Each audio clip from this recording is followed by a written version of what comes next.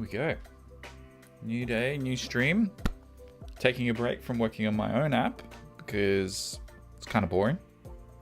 And instead, we're probably going to spend about an hour or two recreating something from Dribbble. If you jump on to the stream and you see something on here that you like, shout it out and say, hey, that's the one I want you to do. Otherwise, I'm just going to choose it myself. And it looks like we are live on Twitch, and it looks like YouTube's having issues. It's funny because the other day I was having issues with Twitch. Let me see.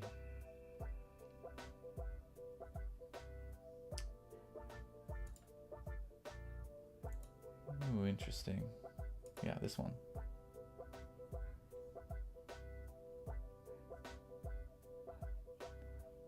Yes, it's working. Okay, cool. All right. Yeah, so I set up Restream to try and get it working across both platforms. We'll see how that goes. And of course, I've got some music as well. I set that up a couple of streams ago. But anyway, what I'll do is I'll update the description once we find a design we like, and I'll put the link to it in there so the designer gets some credit. And I've also added a link to the repository for these. So what I've decided to do, instead of doing one repo for each project, I've just put them all into one. And this is the first one that's going to go in there. And then what we'll do is we'll just create a new Xcode project every single time.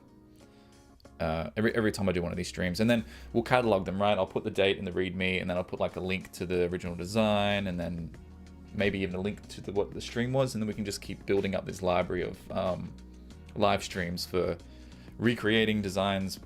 It could be from Dribbble, it could be from anything, right? We might do a Twitter redesign or something. I don't know. We'll see how we go.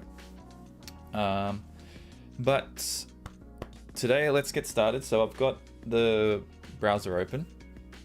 Actually, what I'll do is I'll move this off to the side because we're going to have a few other windows open eventually. So I'll drag this across. So we've got this. Yeah, excellent. Let's make that a little bit larger. And already I can see some cool stuff here. I think this is kind of cool because it has some charts in there. So you probably can't see it all open up. We got these charts, and it might be okay. It might be fun to use the SwiftUI charts to replicate this. I don't know if too many people have done streams with that technology. Obviously, anything we build today isn't going to actually work. We're just doing the design. I do like this one because I feel like it's just a single screen, and we could probably knock this out in 30 minutes, maybe. We'll go back though, we'll see what else there is. This is just the main page too, so we haven't even opened up the mobile stuff. So let's do that. I'll keep this one open in another tab. Anything else on the main screen that we like? Wouldn't it be funny to redo a website in SwiftUI? That'd be pretty funny. And we just have it a Mac app or something.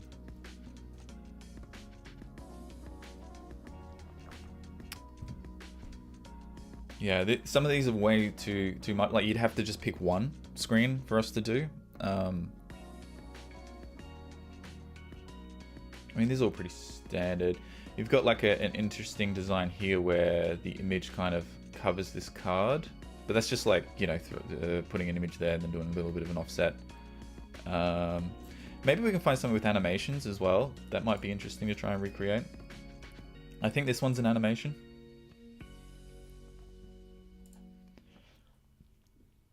So these are all the mobile designs. I've done this one. I'm pretty sure I've done this pizza one before.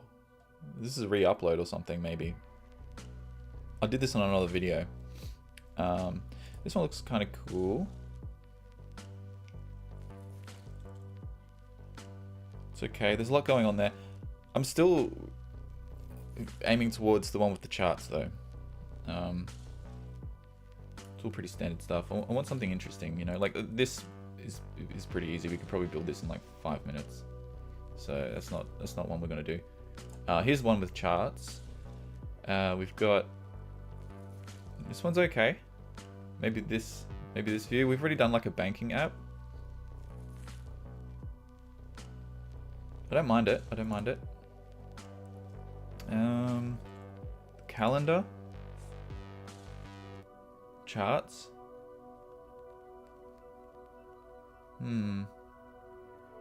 It's another coin trading type of app. Here's an interesting idea. We've got this kind of wheel. I do like this one. We've got that, what's it called again? Neo, is that what it's called? Is that design where it's kind of like soft edges and stuff? Yeah, we could do something like this. This is kind of cool. Neomorphic, I think it's called. That's it. Neomorphism. Okay, I like this one too. If we don't get this one today, what we'll do is we might maybe I'll add this to the README in the repo and just say like this is the next one you got to do. Oh look, there's more screens here. I think I've done a design from this person before actually. I think that was the banking one.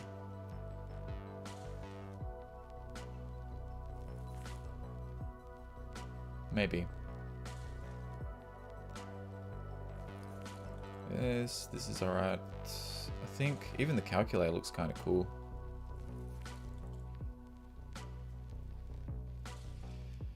Man, I could be here all day, you know, like, I love looking at this stuff. Oh, what else we got? This coin one here. This one's, now that I've seen the others, this one's a little bit too like 2000s-y web design, you know. It kind of almost looks like a AliExpress or something with the orange and stuff. It's probably too easy to redesign, to recreate in SwiftUI. Because, you know, it's just a list with a couple of rows and we've got, yeah, okay, we might not do that one. What is this? Oh, I've clicked on something accidentally. Let's drop that out. Maybe we do this and we can play around with like the shadows and stuff. That could be kind of fun. Yeah, okay, I'll create a new project. Let's redo this one. Hope everyone's okay with that. We're going to go with iOS. I'm not going to bother with multi-platform. What are we going to call this one? Fitness app, maybe? And I'm just going to go -neo. So we know which one it is, because I'm sure in the future we're going to do some more of these fitness apps. I'm not going to use core data, and we're not including tests. It's just SwiftUI. Go next, and I'm not creating a Git repository because I've already got one. I'm just going to drop it into the one we already have. Let me rename that folder, because I had Dribbble in there originally on the repo, and then I realized that we might not just be, you know, limiting ourselves to that. So let's drop that in there. And then we can drag this across, and now we have Xcode ready to go. We've got a little simulator over here. Let's make this bigger. How do I do this? I think what I'll need to do is like squish this up a bit. No, make it big, maybe? We've got to kind of like put it somewhere where we can see it, where you can see it. I've got plenty more screen space over the side. I've got an ultra-wide monitor, but I've had to like... you can see the... Yeah. I've had to cut it off so that we get 1080p going on there. So anyway, let me zoom in on this. Which one? I do like the idea of recreating that dial. Maybe we'll do the whole app eventually, yeah? Like all these screens.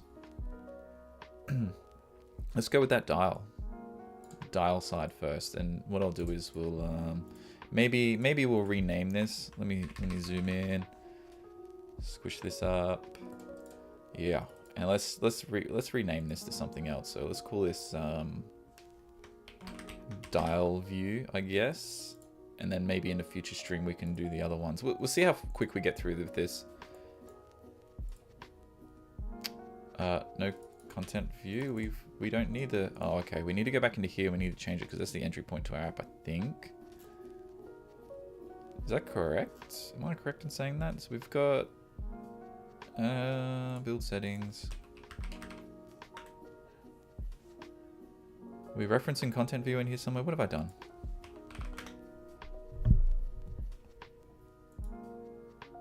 Dial view, yeah. Oh, okay. It was just having a... Xcode was just having a little bit of a problem there. That's okay. Alright. Okay. let's get into this. Okay, so we start out with this little hello world thing, which is what every app begins with. Let's just start with breaking up this screen into smaller views, and then we can move these into other files. So let's actually create groups for this, right?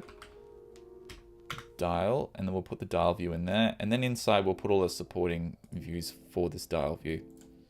Yeah, it's having issues. Okay. So this top view, we'll call this the header, right? Dial header view. And then we'll throw in the body. Whoops. Cool. And then at the top, it looks like we've got this H stack, V stack thing. So it's like, we can go either way, I think. Now we'll go H stack, and then we'll put in the V stack for the first section. And then after here, we've got our image, right? So we're kind of like recreating this section of the app. So inside image, we kind of need something to go in there. Unfortunately, like Xcode doesn't give us photos. So probably gonna have to try and grab one, I guess, unless we replace it with, let's just throw in a screenshot of some sort, right? Let's just grab this. We'll grab my little wombat thing over here. Can we drop that in there? Yeah. Okay, let's rename it something easier. Profile. I'll put a folder here for the dial view so we can put all our assets for that in there. I know that there's like preview content assets we could use, but we're not like shipping this or building it, so we may as well just use a regular. It's gonna be fine. I want to make this a single scale. Where did you go? Can we use the... Yeah, there we go. So we've got that. It's going to look a little bit messy, but at least there's an image there. My dog's going off again.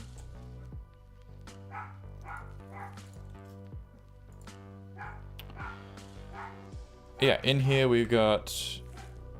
What was it called again? I've already forgotten. Profile. Cool. And we need to replace this. So we've got a V stack up here. So let's just throw in that header real quick. Dial header view. We've got a little profile pic there. No, he's stopped. I was about to go. Okay. So the next up we've got, I guess let's just keep filling this out. Yeah. So we've got our text, and we've got morning Jessica, and this will be, I think we get multiple lines automatically. Let's just see how we go. And then we got a text thing here that says, let's get started. I don't know if I'd actually have that on the, you know, it's just the design. I think if they went through actually building this as a product, they'll probably find that this top section isn't great. Like, I don't think it looks great, but I'm more interested in this middle dial, right? And these buttons on the bottom and recreating that look. Especially like these dots around the edge too. I wonder if we can do that in SwiftUI without using images. And there's a few levels, like a few layers, a circle within a circle within a circle. Right, so we'll mess around with that. I don't think I've done anything like that before in SwiftUI. So the top, the main font is going to be like maybe a large title. Yes, maybe title. Let's go with that for now. This body text is fine. Let's do an alignment on this, and we'll just go leading. I think that looks pretty good. I think it seems like there's a spacer here, so we can push these things apart. Yep. And we need to do a bit of padding. Some people like to throw the padding on like up here. I've got two minds about it. It doesn't bother me too much. I think it makes more sense to have it here, even though it adds more noise to the main view. I think it's important because this is the kind of thing you will probably be adjusting most often. Like, you'll get this right and perfect how you like it, but then you'll be like, oh, we need to set this to like 5 or 4 or whatever it's going to be. Which I think it makes more sense to have it on there. And I think that's the way Apple does it too, right? So like, you get a text you get like a text. They don't do the padding for you. You have to do that yourself. So treat these as like drop-in items that you don't control, right? Like anything that you use to compose your view, pretend that this is like locked off to you, and then any adjustments you need to make will be done in the main view. It also makes it easier for you to share this across other apps if you decide that that's what you want to do. So for the image, I think the image kind of looks okay. It's a little bit slightly too big than what we've got on the design, which is okay. And then it looks like we've got some spacing here, which is quite large. We could 10, no, 20. Kind of looks okay there. And the text, is that bolded? No, it looks like it could be a semi-bold or something, right? Yeah, it's a little bit better. And then there's some weirdness going on with like pushing this onto the next line. Do we care about that? Do we want to do that? Let's go with a clip shape on this, and we'll just go around a rectangle. And we'll set, I'm not sure what the corner radius is. Oh, it's quite large by the looks of it. I mean, that's almost there, right? Maybe 15. Let's just go with that for now. And then we've got, I mean, that looks okay. We can resize this, so we can say resizable, and then we can go in and we can say like fit, scale to fit. And then we can set up. Ooh, we're gonna set a frame on it, I guess. It was okay before, but the thing is, like, if we were to switch out the size of the profile picture, it would just get big. It wouldn't. So before we were relying on, like, when we're like this, we're kind of relying on the size of the actual picture that I took a screenshot of, which was over here, right? And so it's always good practice to like set an actual size on these images. Otherwise, they're going to change depending on the actual dimensions of the image. So probably want to just go with a width. I think we can get away with just a width and then nothing else. So we can set this to something like, I mean, that's almost maybe 50. Your room is amazing. Oh, thank you. Yeah, I've spent a lot of time getting it set up and I'm still not completely happy with it yet. What we got? We need to top align this in the H stack. So if we go alignment top, yeah, so that kind of works better. And we got this gap, like we need to make this spacing larger because it looks like over here that's sort of what's going on. Which will push this text down onto the next line. And the way, like, we could say we could set a frame on this and say the width, or maybe we could say max width is like, no, minimum, it would be the minimum. I don't really like doing this kind of layout though, because if you set something here and you say like, I just want this to be, well, you see how it went on to the next line. If you're like using a much smaller, if you're using a much smaller device, it could look weird. Like you might start finding that, let's say you've got like long names here. Setting a minimum width on this spacing area here might actually break up that text as well, and that's like not what you want. I'm not sure how to make this flexible and then force this onto two different lines. I guess the, you know, what you could do if you've got your data coming in and you've got you know, you'll have the name separately, right, to the word morning. It's not like your data structure is going to have that as their name, unless their name actually, first name is morning and the last name is Jessica or something. So what you would do is you would probably do something like you would have morning and then you would wrap, you know, you would have, hang on a second. This would be like a property you'd pass in. So hey, you know what? Let's do that. Let's do it that way. So let's go name, right? And then we'll pass that through. And then up here we've got name, and then we'll just go right. And then that lets us put it on a new line. Let's do it that way. So add the new line there, and then yes, it drops down. And then of course we need to go multi-line text alignment, and we go leading, and then that'll push, you know, align it all to the left. So the next thing we've got is, it looks like we've just got some text and an image. So I think what we can get away with is just throwing this down. We can just go like foreground color on the entire view. And it's this blue color, which we don't have yet. So maybe we add a new color. Let's see how that works. We've got a dark appearance too. I don't think we'll be doing dark today. We'll just go with whatever automatically happens, right? So we've got our colors. I think from over here, if we change this to, what do we got? Nope.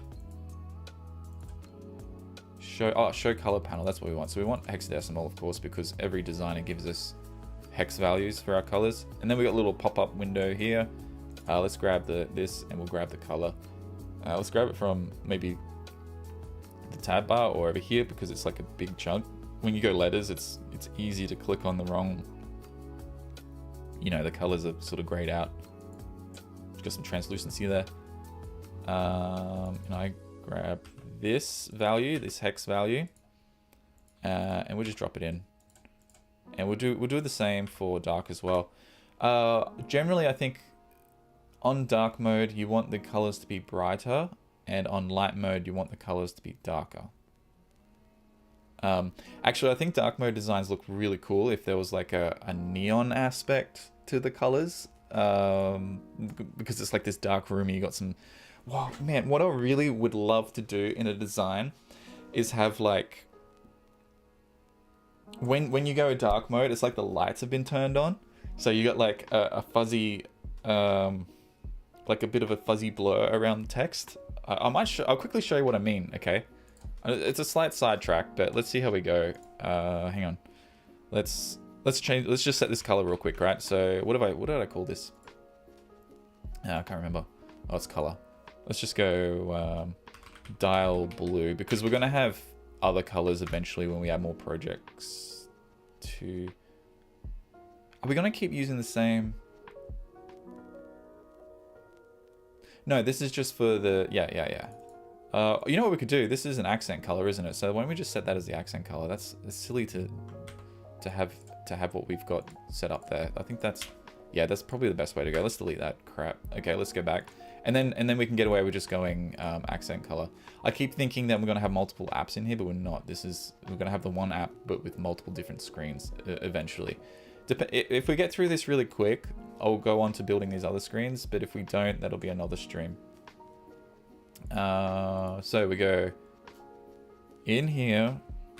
All we need to do is just go dot accent color, right? And I think we'll get the blue. Yeah, that's it. That's blue there. It works. It's kind of hard to see. It almost looks black, doesn't it? That's okay. But yeah, so the idea I had, right? So to go back on the other side track, I was thinking if we had something like this, font large title. Oops. And then let's say we preview this in dark mode just for a second. You can see how dark that blue text is, right? Because I think what we should be doing, if we go to our accent color, this should actually have any and dark, and then on dark you come in here, and like generally what I do is I'll just bump up the brightness, like on whatever color it is, right? If it's blue, just go a little bit more blue, and then we go back to our dial view, and then we've got some let's switch this again. See how it's a little bit brighter than it was before, and I think that's good. And so this neon text, I was thinking, how can we make this look like it's a light turned on? So I was thinking in dark mode we'll make it sort of neon. This is just a side experiment that it's something I want to do in another app eventually, right? And I think we can get away with, like, I think we would double up the text, and then maybe you add like a blur, maybe. You see what I mean? Like, and then it's kind of. So let's say this is white. Maybe we set this to foreground color, and we say like a teal, perhaps. I mean, it looks like shit there, right? But this is kind of sort of my theory.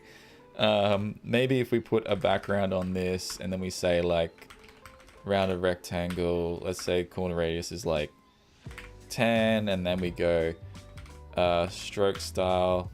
No, we'll just go stroke border, I think. And we say a line width of I can't spell, width of say 1. Let's put some padding around this, right? And then like, what if we blow this? No, you need that hard line in there too, right? So you can't just be like, I don't know, you kind of get what I'm saying? Right, like in dark mode, we've got like this kind of blurriness going on, and it's like there's a light on. And the center, this should actually be reversed, I think. We have the background blur, and the center will be the bright color. Yeah, I think it looks better with a slight. Let's zoom in. I'll show you what. See what I'm saying? I don't know. Is it dumb? Oh, I can't scroll around. That's the best you're gonna get. You're gonna get this little corner piece down here. You can see how it's got a little glowiness to it. I want to make an app that kind of uses that idea in dark mode, and then you know the outside's got to be the same too, right? So we'd have to have a Z stack in the background to show that off. Let's just do it really quick, and then we'll move on.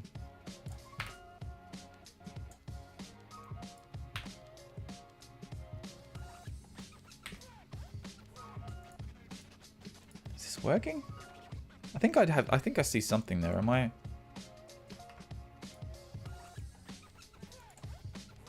I could be wrong.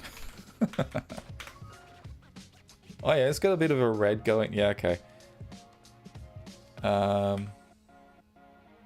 Okay, it's not as strong, is it? So what if we go line width 2?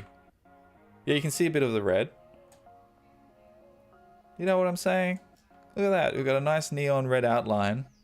And then we've got some text in there. Let's change that to pillar radius 5. Yeah. Yeah, I think that's cool. I don't know. That's just me. Let's delete that. Let's delete all that. Because we're not here to replicate that, are we? We gotta, yeah. Let's drop the dark mode and go back to what we had before. Okay, so that's the header. Down here, we'll just put a spacer so we can push everything up so it looks kind of cool. It looks much better. Oh, we also got to do a background, right? So we've got this padding. We want to do the background after the padding. And I think we need to set this to ignores safe areas, right? So let's grab this color. What do we got? It'd be really nice if we had like a color picker for in here. I wonder if we can. I wonder if we can do that. Modifiers, background, yeah. We go color. See if we can change the color. It's not letting me. Is that a thing that doesn't exist?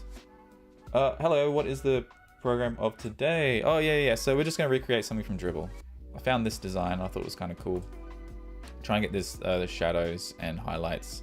This Neomorphic design on this one here. We're going to have a play around. Some people say don't use spacer, instead use frame with alignment. Oh yeah? Oh yeah. So at the moment I'm just throwing this in here for now. So are you saying we could do this down here too without this? Because we've got like a split we need to keep. I wonder if we probably need to use a spacer for that, right? We couldn't go left and right. But yeah, up here, I've just thrown this in just to push this up for now. This will go away because we'll end up filling the area anyway. So the space was like a nice quick way of doing that. So in here, we've got... Wait. Yeah, we're setting the background color. Yeah, it would be nice if there was a way to choose it from over this side. I wonder if...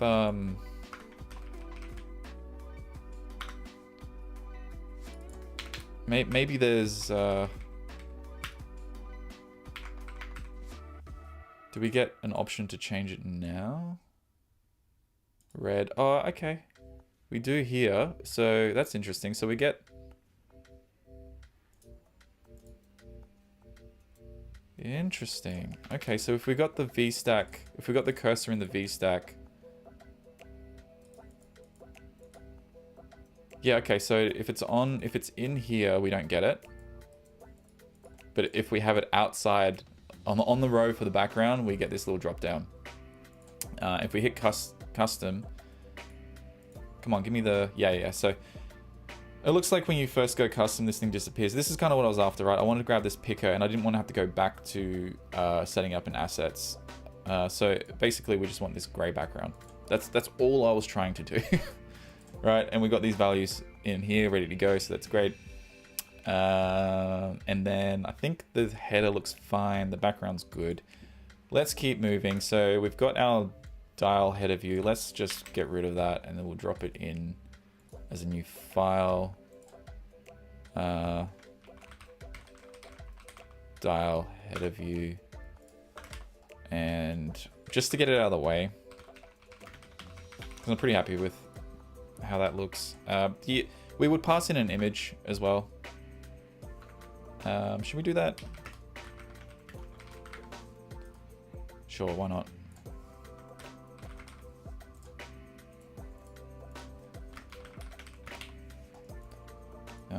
You know, do it properly. Yeah, that's cool. Okay, let's get on to this dial. So let's go for that. So dial. Oh, we've already got dial view, haven't we? We got to call this something else. Let's call it dial. Okay, that's fine because that's exactly what it is. It doesn't matter. So in here we go body again, and then let's throw this up here so we can start seeing it show up in the preview. And let's do a refresh. Come on. All right, cool. So in here, oh, this is gonna be a tricky one, isn't it? So I'm thinking we're gonna start with a Z stack. That's my feeling. And then we'll just have all these circles, right? So I'm thinking, oh, okay, where do we start? So the one at the back's got to go first. And it looks like the very far back one's going to be these sort of dots around the edge. And I'm not sure how I'm going to do that. We could probably draw lines from the center going out.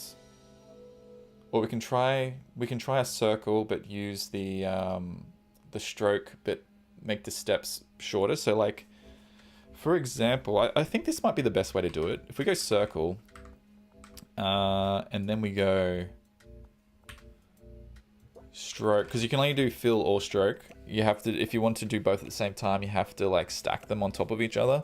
So this black circle you're seeing will disappear as soon as we add a stroke style, right? Stroke style, and we want this long thing so we can do something with it. So line width, it looks like the line width it would be the depth of the line, right? So we're thinking, I don't know, maybe this will be, let's go with 10 and see how that looks.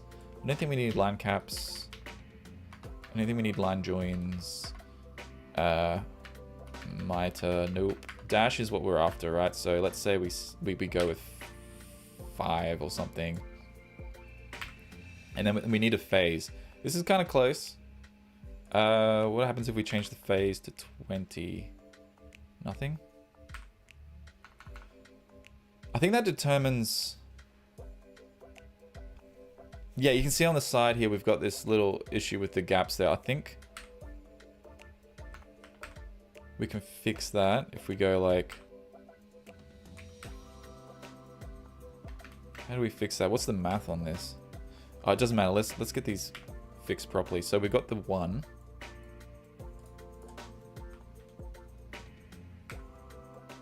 No. I haven't done this in a while. 10.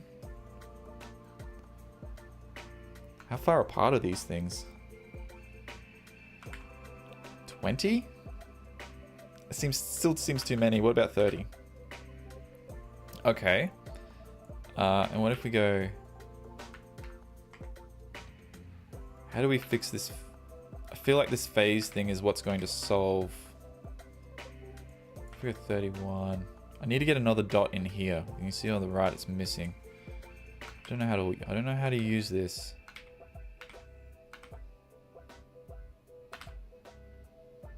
There we go. Does this phase thing do anything? Let's delete it. How far into the dash pattern the line starts? Oh, okay. we don't quite need that. Cool. So, I don't know. Does that look about right? I'm not going to count them. It is offset though, isn't it? Like it's not. We can rotate. Don't worry about it. We can rotate it so that these are lined up correctly. See, they're not quite on center. But I'm happy with that. Let's add some padding up here. Push that in. Oh, okay.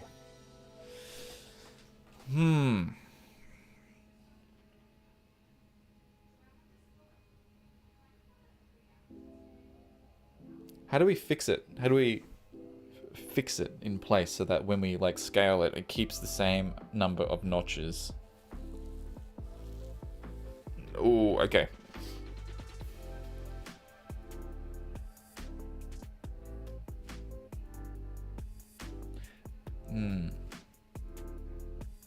Might have to set a frame on it.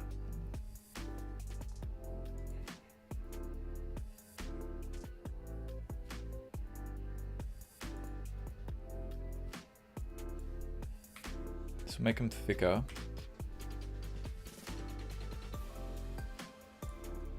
Be nice if there was some sort of even distribution with these. I wonder if my previous idea of just drawing lines from the center out would be better.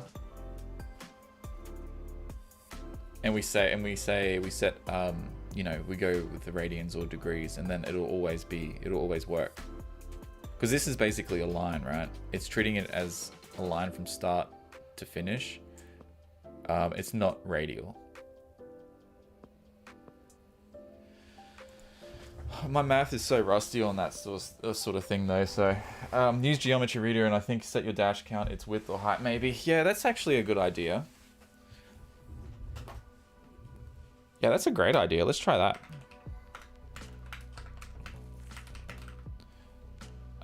It's kind of cheating a little bit, isn't it? I don't know, maybe.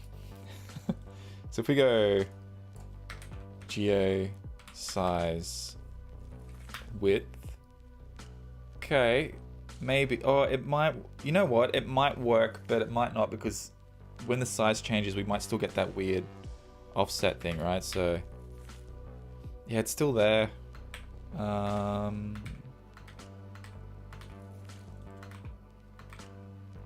Wait.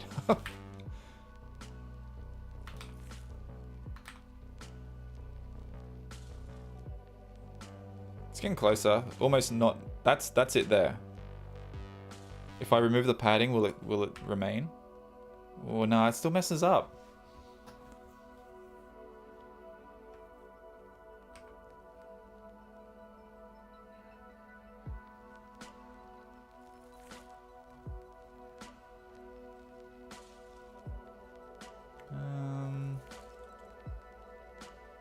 Let's do it the proper way, which would be to draw all those lines. I think that would be the right way to do it. I mean, this gets us there, right? And then I could say, oh, this is fine. For the sake of the stream, but anyone watching this will be like, oh, I want to do this kind of clock sort of style, and then they run into the same issue, and then they're like, oh, I wish he had shown me the other way to do it. Let's give it a go. Oh gosh, this yeah, all right, let's do it. So instead of a circle, we need to draw some lines in here. Oh man, and we're still going to need that geometry reader, aren't we? We have to draw some shapes.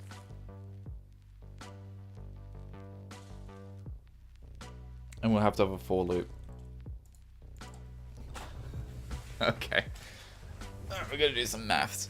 Alright, hang on. We've got this, we've got the Z stack. This is exactly what we need. So I'm gonna push this down. So maybe we can use that as a bit of a guide. I don't know, we'll see.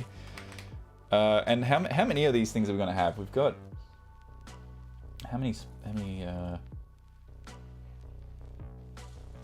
there's about 7, I think, in between. So we're going 8 per quarter, right? So 16, 32. So we need 32 of these things. So let's say, well, we don't need 32. We need half that. We need 16 because we're doing both ends at the same time. So unless I just draw from the center out, I think that might actually be easier. For index in, let's just try this.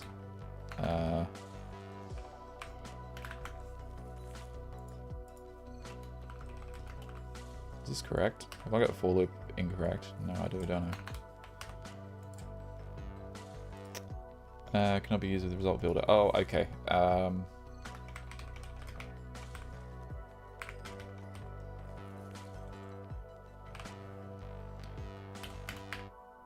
we got here?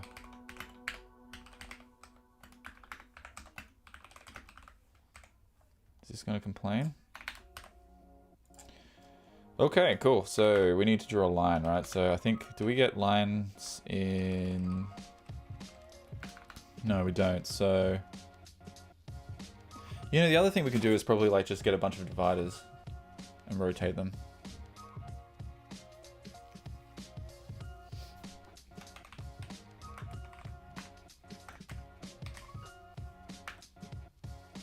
Oh gosh. Let's just see what happens here if we just throw this in immediately. Int type double, yeah.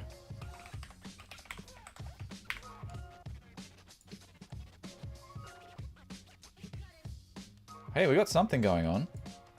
That looks kind of cool. I like that. That looks kind of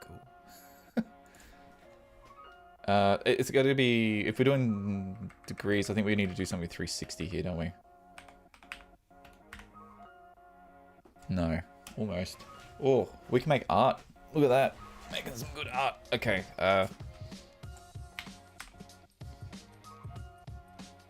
Okay.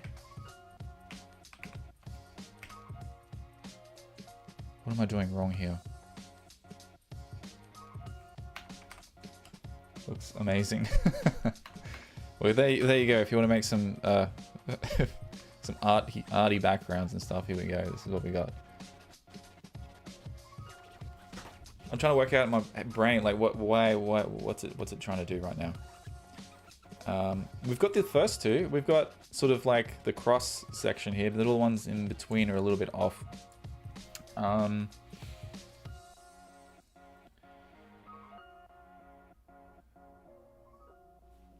think what we need to do is... I think we need to do an addition here, maybe.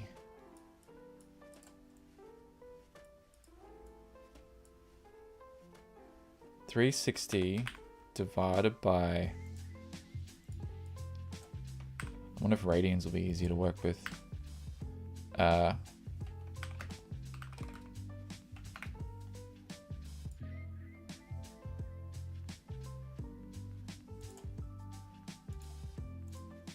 Nope. Start from 90, you reckon?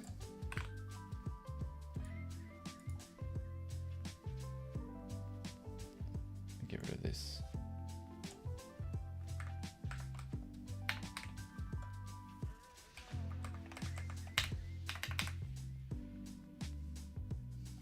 Getting there. Okay, this sort of makes sense because it's like we need to do. I think I got an idea for this. I think we need to start. I think we need to do it for, like, say we go 360. How do we use this as the for each? Because I know with like the regular for loops we can skip. We can say, oh, we want to skip every 10 items, and then we can draw a line. That's sort of what I want to go for with this, I think. So maybe we need to do an if, right? So we go if, because we're doing it for every single one now. So it's like if index, what is it? Let's do it every, what do we say? There was 32. What's the math on that?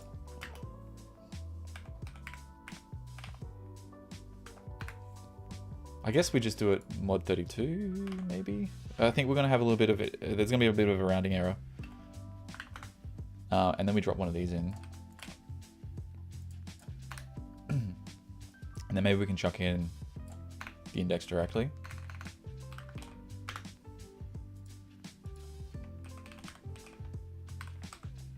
Is this dumb? Is this going to work? Type in can we use a Boolean test for instead replace index? I don't know. Oh, we're getting something. Fascinating. We want to do it if it does equal 0. Okay, we're getting somewhere. Okay. Here we go. It's a little bit weird because I think if we divide 360, 360 does not go into 32, right? So we could...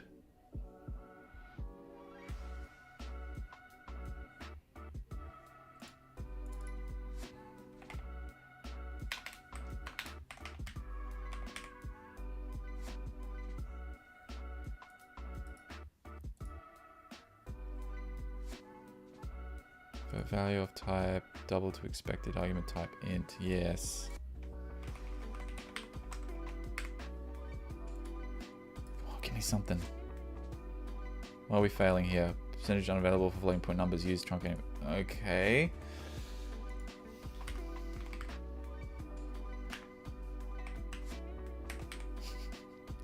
It's freaking messy.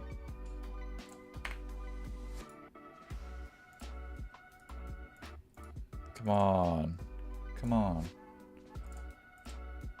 Cannot call. Yeah. I know that. What have I done? I'm missing a.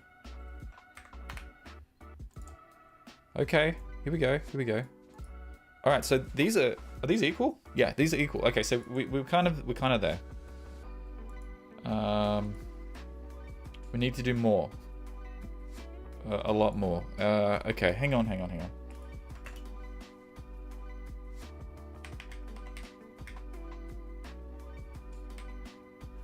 2.25? Is that it?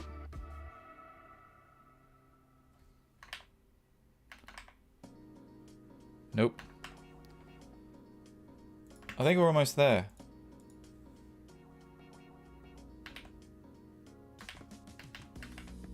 $3.75. Let's try that.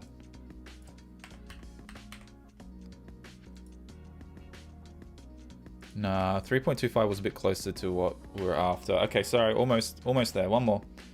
Oh gosh, I think it's 2.8125.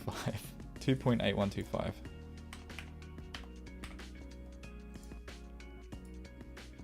I was incorrect. 2.25.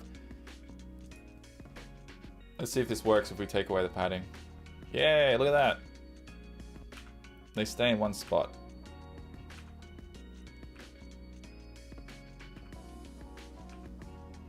I think we cracked it. Alright, now that's with divider. Let's get rid of this so we can get a better look at it. Oh yeah, dividers are really weird. Let's go with a rectangle. And we need to set a frame on this, right? So we need to say width is 1. Okay. Man, the divider did work a little bit better. This is kind of what we're after though. And if we were to say like a foreground color and we set it to the accent color, we get that blueness. I'm gonna go push this across somehow. How do we... And it's still... I think if we start adding more stuff in here, we might be okay. So like if I add a circle... Yes! Okay, so it sort of recenters it. Oh, we're getting there. We do have a problem with it extending further out than it should be, so maybe... Yes, mask it. Yeah, that's a great idea. So let's do that. Yes, so I haven't done that before, so I know what we can do is we can set...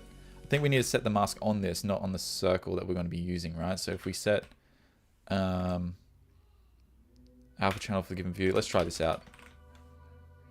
Yeah, so let's cut it all out.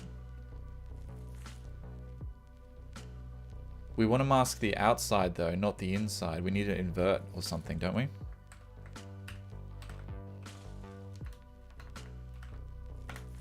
I don't know.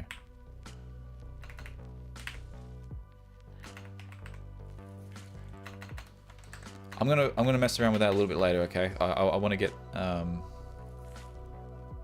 this stuff done. So this circle has we've got the fill we need to set, which is this color here. So let's just grab this and throw it at the top. We've got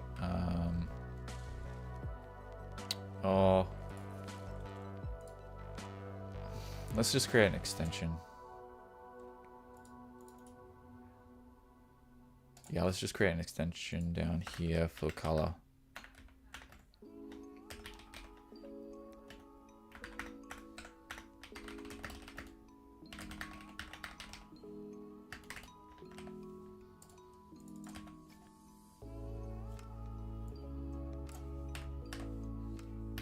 Background gray. Give me background gray. Excellent.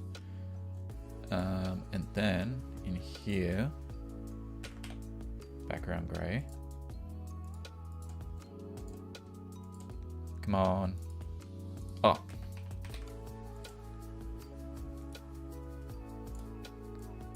Put this out a bit.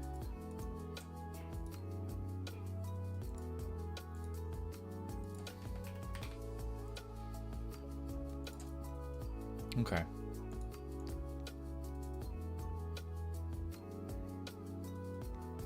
Yeah, masking that thing's gonna be a bit weird. It'll be a bit tricky, I think.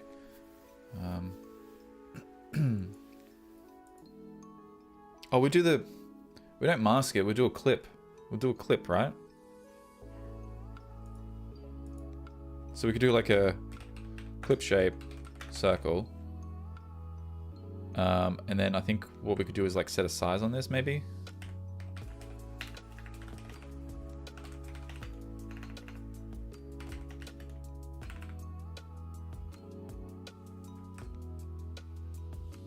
I don't know.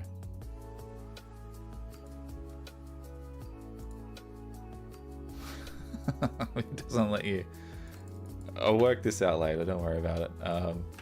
It might be... Screw it, we'll work that out later. Do we even need the geo reader anymore? No, let's get rid of that. Unnecessary. Realign everything. Okay, so we got a circle in the middle.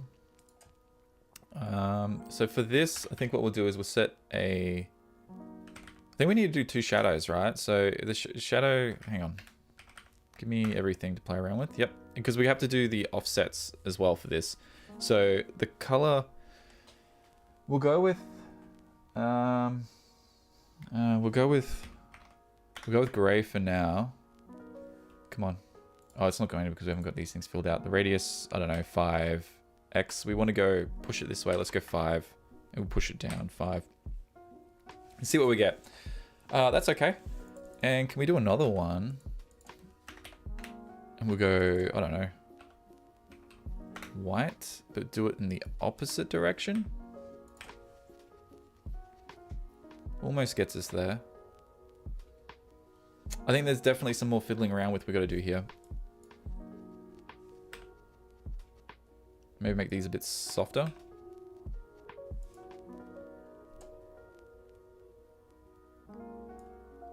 Might need to do the white twice, you know, a couple of times to... It's a bit of a... I think the offset needs to be a little bit more than that. And then what we can do is try and bring it back a little bit. We'll fiddle with these values later. I think what I might do is have them as like a... stick them up here so we can change them all at the same time. So if we go let shadow X, and we'll say 8. Let's set the offsets the same for both X and Y. For now.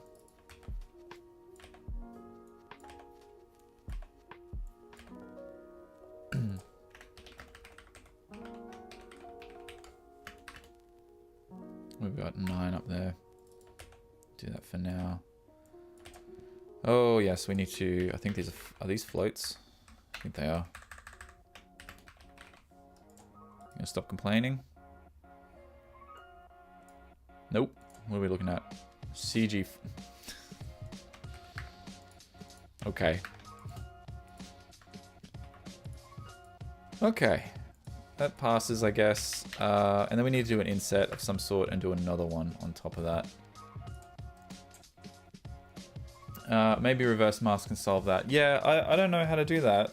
But I hear what you're saying. I think... Because I know we can get mask. Does it give us an option to... What is a mask? This is implying that there's a mask type. We don't need document... No, of course we don't have documentation for that.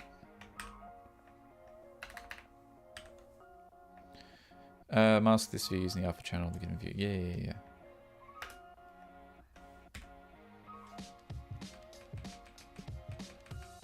I'll work that out in a minute. I might have to just go read some documentation for it, but that's okay.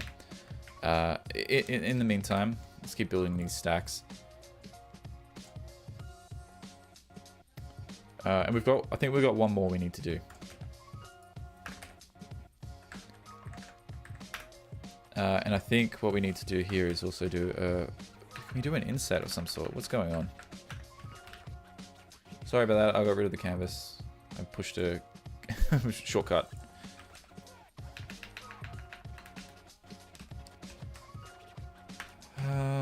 What can we do here for the layout?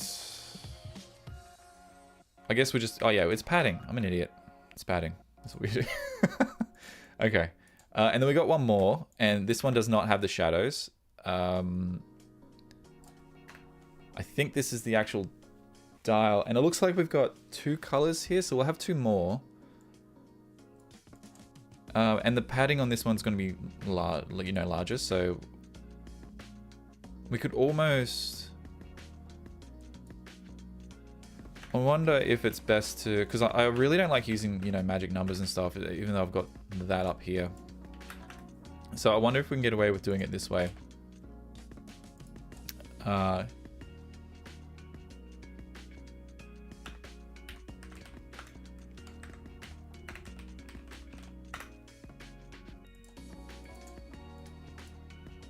isn't that interesting? Why is it doing that? Oh, because it's not the fill. Got it. Let's change the fill. I'm getting I'm confusing myself now. Yeah, okay, so the padding there doesn't seem to work, but if we go padding here on the outside of that Z stack, and then we get it, right? So we've got the main background, and then we've got a circle, and then we've got another circle, and then we've got the this content here, and I think that's correct. And so instead of doing a fill on this needs to be a stroke, and we need to set a stroke style. Stroke style. Oh, give me all those parameters here. And I think we'll go with like, let's say we'll go 10.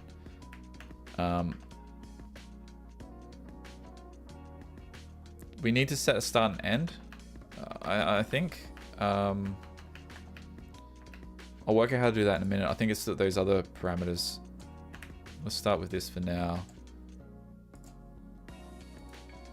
Stroke. What have I done wrong here?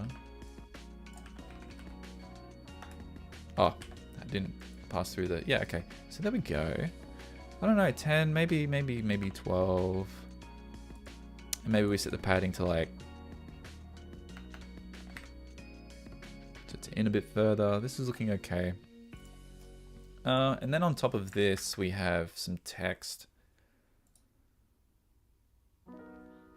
I think I'll throw it into this Z stack just because it'll be pushed in a little bit further. We might even get to the point where we'll just do it again. Put another Z stack here. Because I don't like having, you know, those padding numbers in there and everything. But behind the scenes, SwiftUI has a default anyway, I guess. So inside here, we have a V stack, right? And inside this V stack, we've got some text. So let's just go with, we can pass that through, I guess. So we'll do the right thing.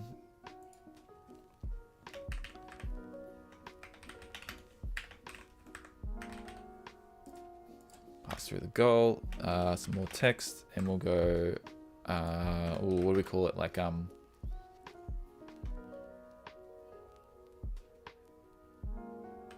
it'd be steps, I guess, wouldn't it?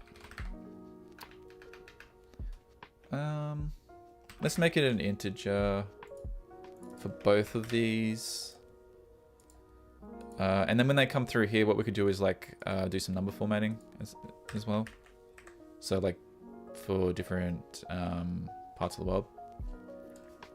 In here, this would just be the steps. And then underneath that, we'll go text and we'll just write steps. Cool. And then we need to come back up and we need to add these values. So for the goal is 10,000. And the steps we have 7,540. Cool. Okay, that's working okay. Let's add a little bit of padding. Oh no, let's add padding to the middle one. It's a bit better. This font will be... It's almost the title font size. Almost. Let's go bold. It's pretty good. I mean, that looks kind of identical, right? Okay, and then so, and another reason why we're passing these through is because we want to set the ring to whatever these integers are, right? Because like if we just had strings here, we'd have to convert them back to integers and then use those values to. So it's best to pass them through as integers. I think it's pretty easy to do what I'm looking to do with this. I think I might have to look it up though. So we've got 75. So it looks like it's going backwards. This design, right? It's going around backwards. So 75.4.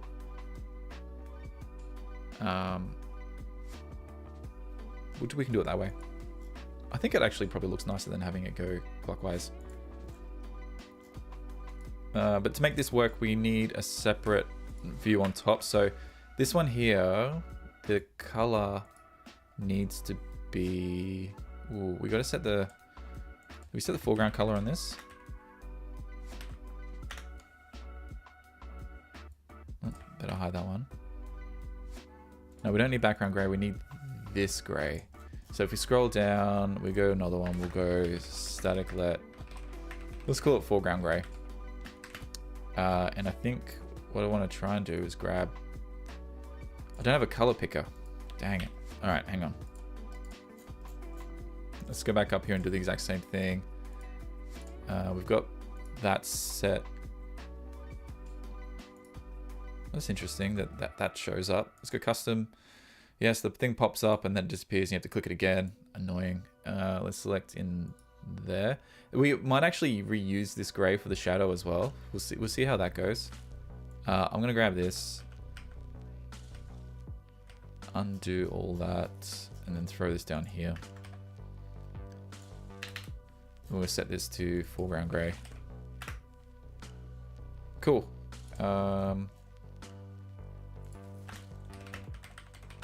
Shadow color.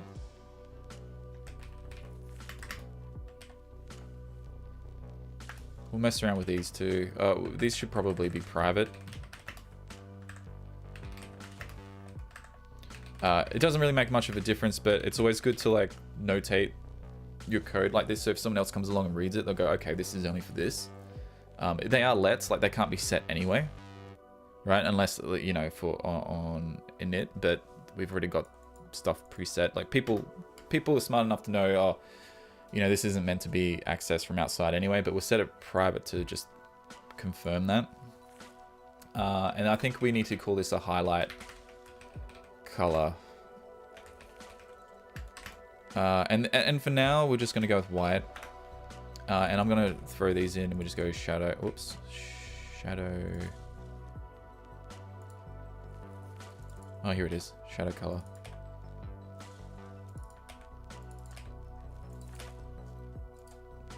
And we might move these into another file.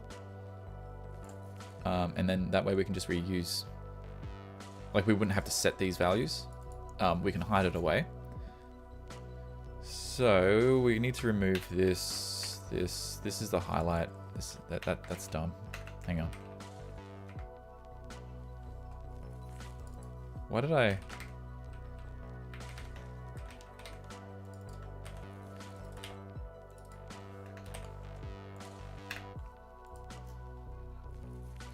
There we go. It's a little bit more subtle.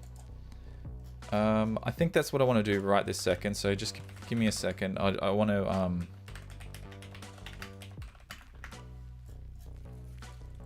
I want to throw these in there. Get them out of the way.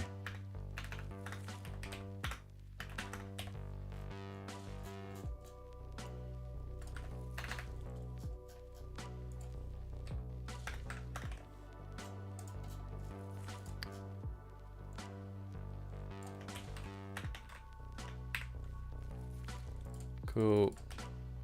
This one as well. Just clean things up a little bit. Even this can be moved out as well. Let's call that spoke view. Spokes view. Spokes, like on a bicycle or something.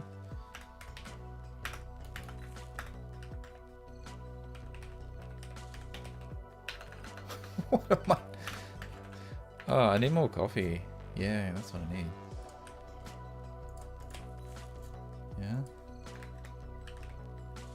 Spokes view.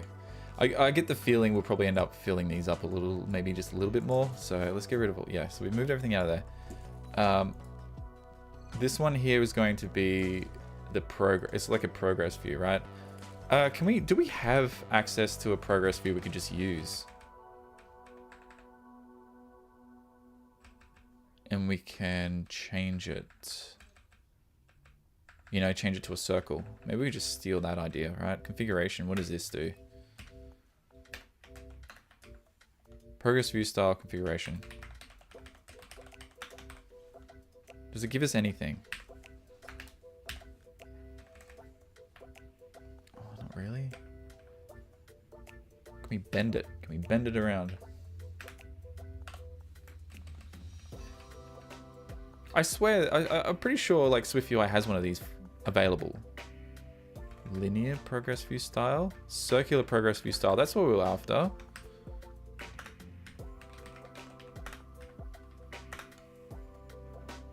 Can we just use that? And like not have any of this? No. That's the one that just keeps... You can see it there, just running.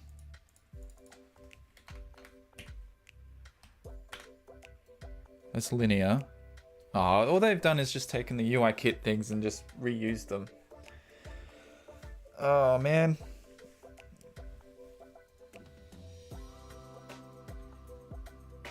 Can we warp stuff in SwiftUI? It would be nice if we can just like curl it around itself, like a shader or something.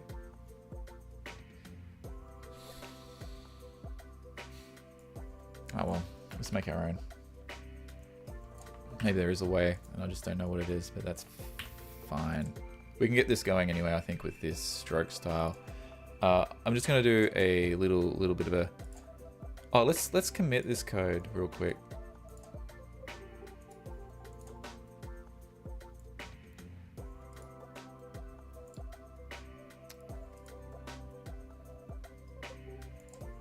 Let me find.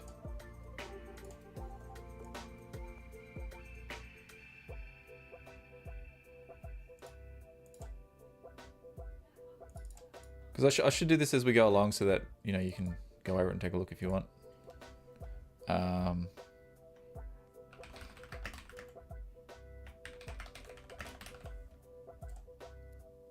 Right, that is pushed up.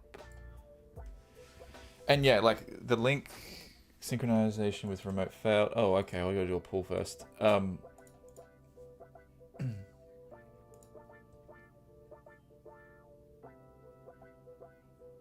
Yeah, don't worry about that.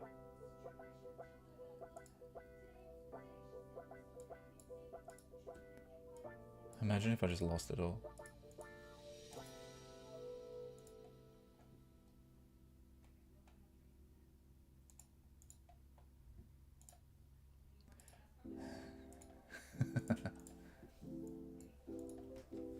Hang on. I stashed and then I reapplied it. I almost clicked delete stash. That would have been painful. Alright,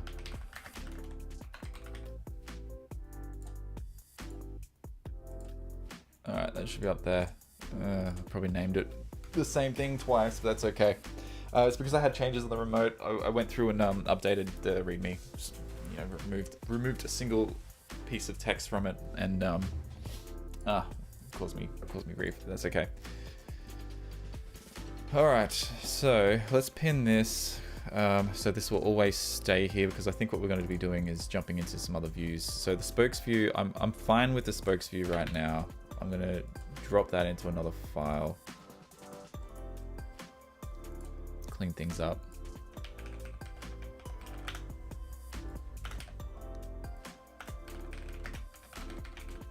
All right. We'll go back to the dial view. Circle views, they can go as well.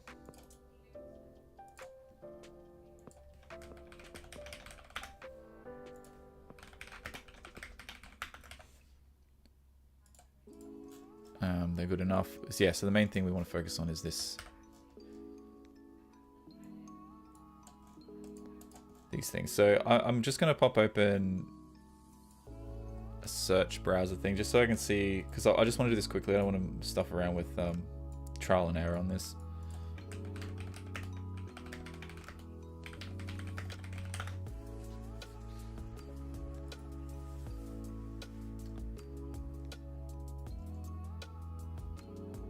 Okay, well, not what I was looking for, but interesting enough. There is a thing here called...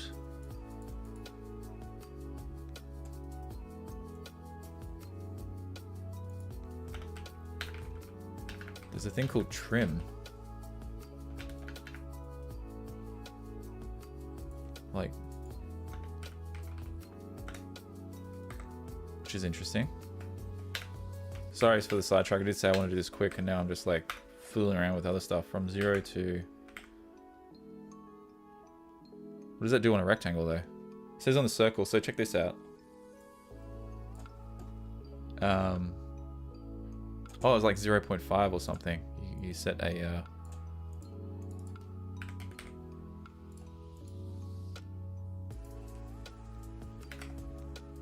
Oh, interesting.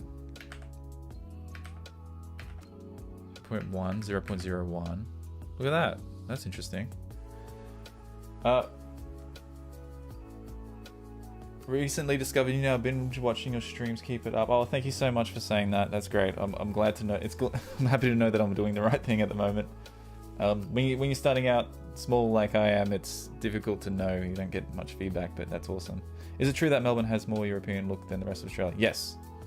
Yes, it does.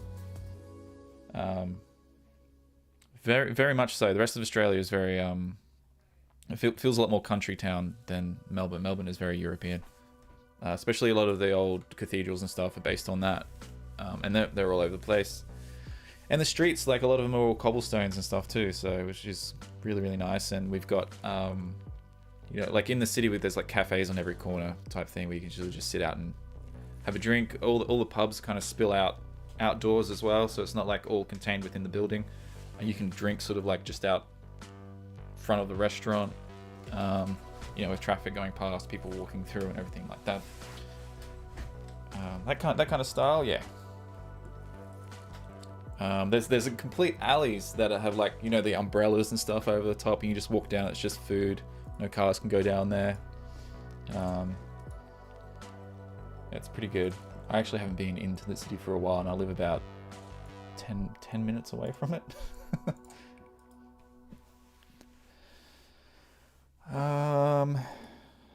I think this doesn't quite get what we want. We kind of want it to be. Oh wait. From. What if we did like a negative? No. Wait, to negative? We go from the outside in. Okay, you know what? Screw it. We're wasting time. Let's keep it as is, and we'll just go back and I'll figure that thing out in a minute. And maybe I'll just come up here and just do like a massive padding on it.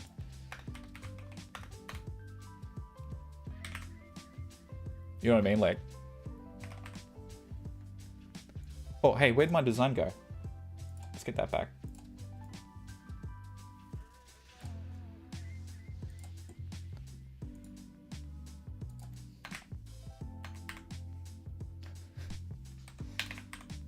Will this make everyone happy? We'll just leave it like that for now, and we'll come back and fix it. At least it kind of looks more like what it's supposed to. Yeah, let's go with that. Okay. So, next steps. Yes, we. That's right. I was googling this. Give me a second. Let me go back. Draw. Yeah, we want to draw an arc. That's basically what we're trying to do here. And here's some instructions, I think. Oh, we could use a path. Yeah, we could use a path.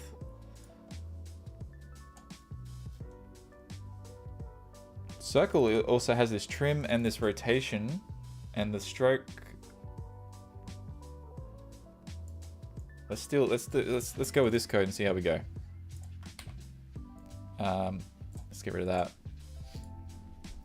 Where are we? It's this one, isn't it? Yeah, it's this one.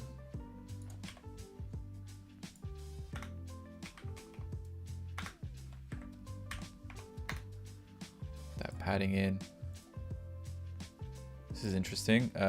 We've got. Remove the trim, remove the rotation for a second. What else is it complaining about? Oh, because we got the padding there. Let's throw this on the outside. Okay, so we've got. Why have we got two? We remove the frame. Don't care about that.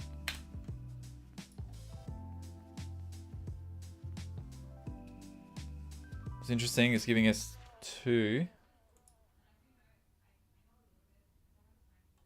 We don't care about the color. We want to keep that to that blue color.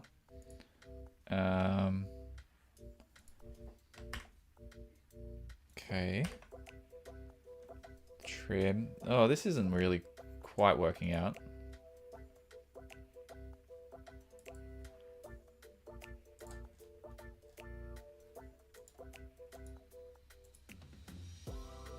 We got the stroke here. We need to get rid of this. That's why. That's our problem. Okay, here we go. All right, yeah, I was doing it twice because I was calling the stroke in there. All right, so we can make this work. So we need to do some maths on this trim, I guess. So I think if we go 1 to 1, it'll be empty. If we go 0 to 1, it's full. And I think that makes sense. So we can adjust the goal and the steps. We can use these two values in here to trim that up. And it's going the correct direction as far as this. So, and if it wasn't, we can just do a flip. Rotation, yeah, degrees 90. Okay, yeah, that's what we could do to change that, right? Yeah. Okay, so we'll keep the 90 in there. The line width is something like, what we got? Up here we've got 12, so let's just add 12. The padding is 20, so let's add that so it lines up with what we've got underneath it. And then, I think what we need to do is just get rid of these dashes, right? I think we're set. That's good. Okay, and this is like, it's got the butt. it's got the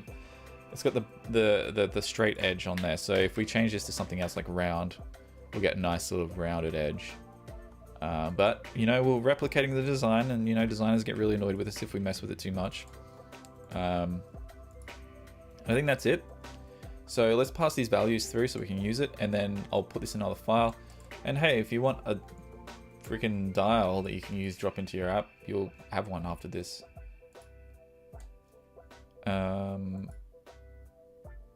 Oh, this is kind of the separate view. I wonder if we can reuse... Oh, you're just gonna have to steal this code here. Okay, so let's go with oh, okay, so this is full.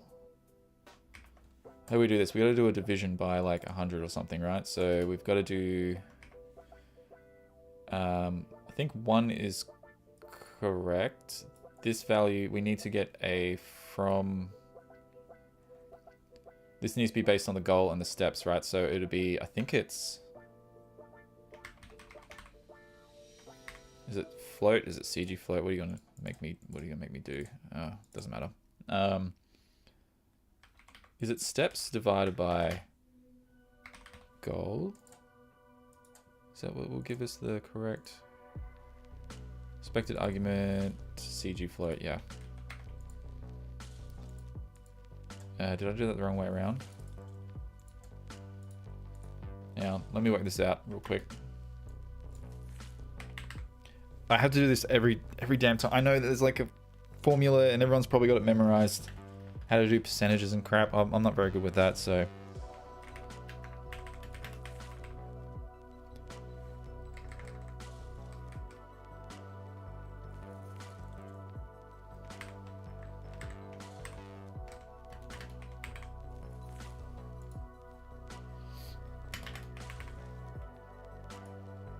Come on, give me something here.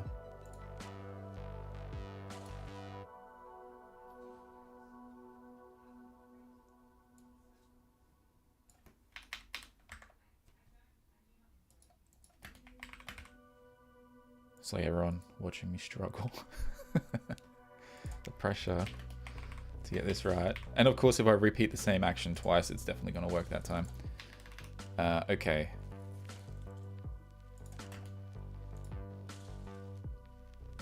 Oh, wait. No.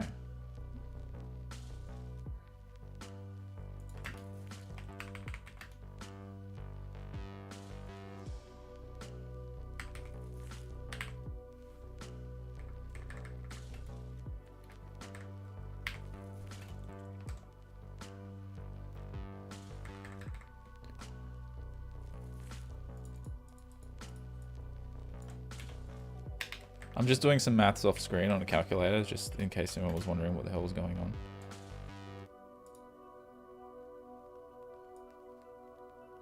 What is the value of that? Because I should be getting this with that maths.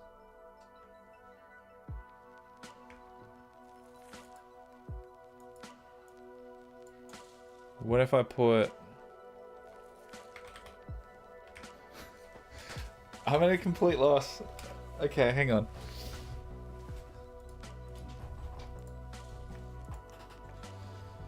Oh, okay. Maybe this will help.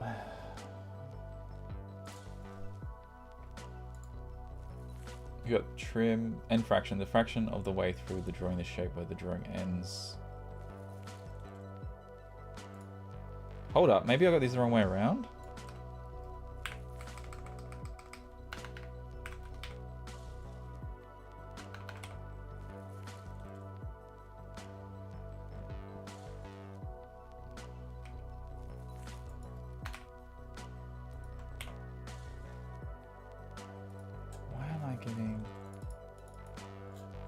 Goal divided by steps.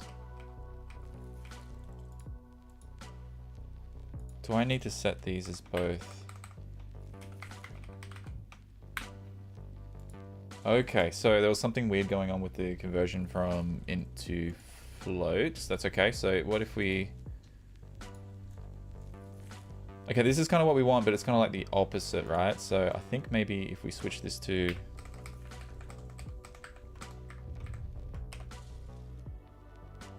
Yeah, and then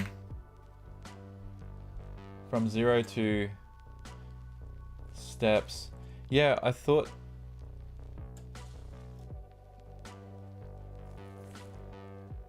Yeah. From 0. Yeah, that's sort of what I was... Yeah, that's kind of what I'm going for here, right? But we need to take into account what the goal is to make that work. Because it's got to be a number from 0 to 1. And then I think all I need to do that. So we don't even need the rotation in there anymore. Oh man, did we do it? I think we did it. So if I change this value to something like no.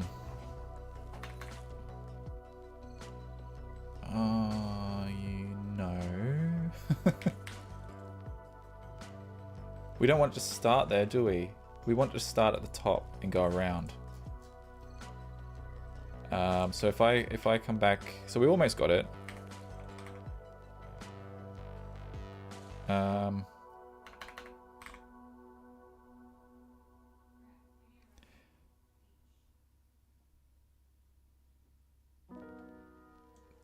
If that's the case, it'd probably be the opposite way.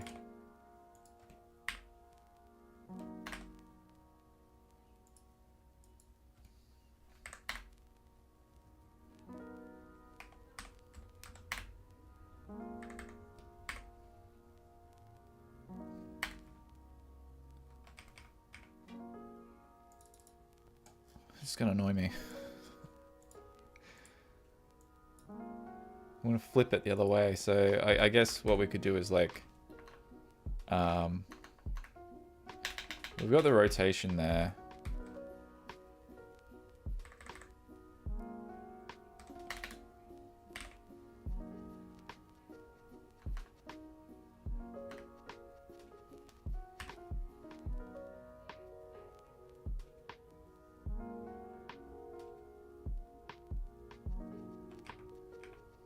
With minus. Yeah? Yeah. Let's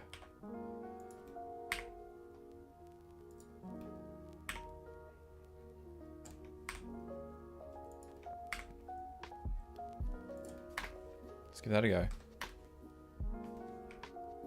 No, that doesn't work. Let's try it the opposite way here, right?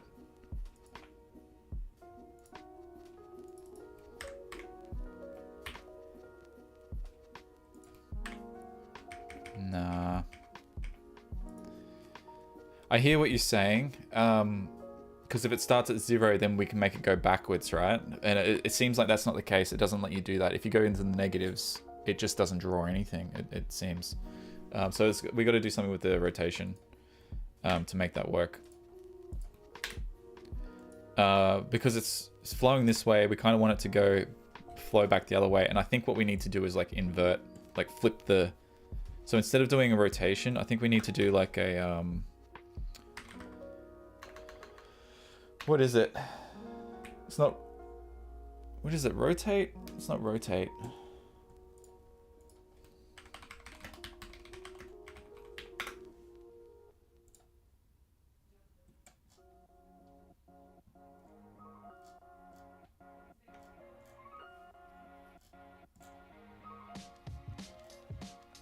Oh, yeah, scale.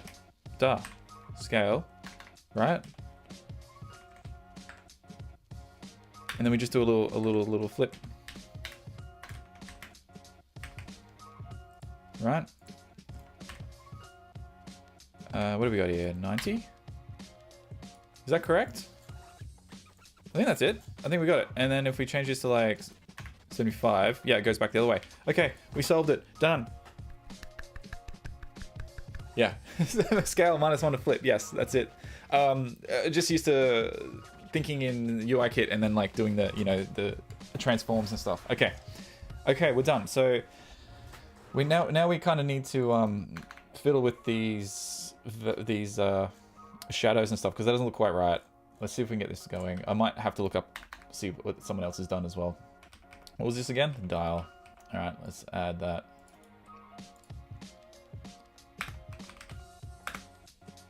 Just going to say it, but I think the design is flawed and the progression should be clocked. Well, you tell that to the designer. Yeah, I've had many meetings like that where I've been like, you know what you're asking me to do just isn't possible, and then and sometimes, if it is possible, I'll say, you know what, people don't do this. Like, this isn't a design that people would expect to see in an app.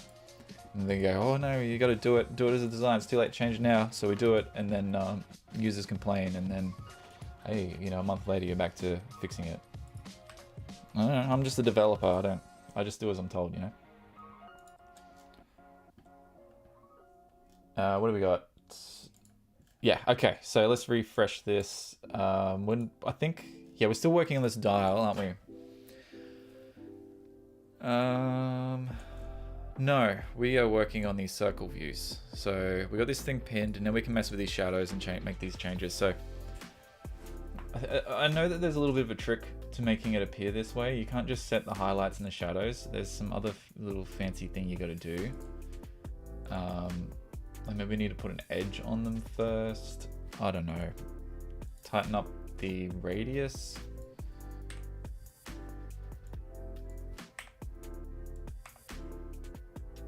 It's already looking good-ish. It's pretty close. And I do like the background color, like that other gray that we're using on top. Oh no, not this one, the shadow color. This is that. Actually, I think we need to set this as the foreground gray. Yes. I mean, that looks pretty good. What do you all think? Do you think, is that good enough to move on to something else now? It's pretty close, right? Close enough? Yeah. I say we can probably move on. Now looking at this progress bar is probably a little bit too thin. The scale, like the perception of that might change if we shrink this down a bit. It feels like this dial is much bigger. I'm satisfied enough with that. I think let's just do these buttons and we'll actually just steal this. Ship it, yeah. Cool. All right, so let's go with, let's quickly do the bottom section. We won't do it the tab bar. The tab bar is pretty simple to do. Let's go back up here. We've got this space that we're going to get rid of, and then we're just going to throw in H stack of these views, right? So H stack of V stacks essentially. And in here we've got like an image. Let's go system name, and then we'll call it, let's go with, what is that? Let's go, what can we use? Let's just go with a globe. I think that'll work. And then we've got some text, which is the like 4.7.75. Let's go with that. And then text, which is kilometers. Cool. We'll set this to a title. Excellent. Foreground color will be accent color. And then we need a background on this. We got to do some padding first, of course, and then we add the background. And the background, rounded rectangle, corner radius. What do you reckon? Looks like it could be another 15 or something. Put these shadows on it, I guess. These values, what were they again? We've got not the background gray. We've got a foreground gray. That's confusing. The highlight color is white. The shadow radius was something like 3, I think. The offsets, I can't remember now. 8 and yeah, so 3 looks great. Oh, hey, hey Dave. 8.3. Yes, shadow offset is 8. 8, 8, 8, 8. And I think we need to set the fill to we'll go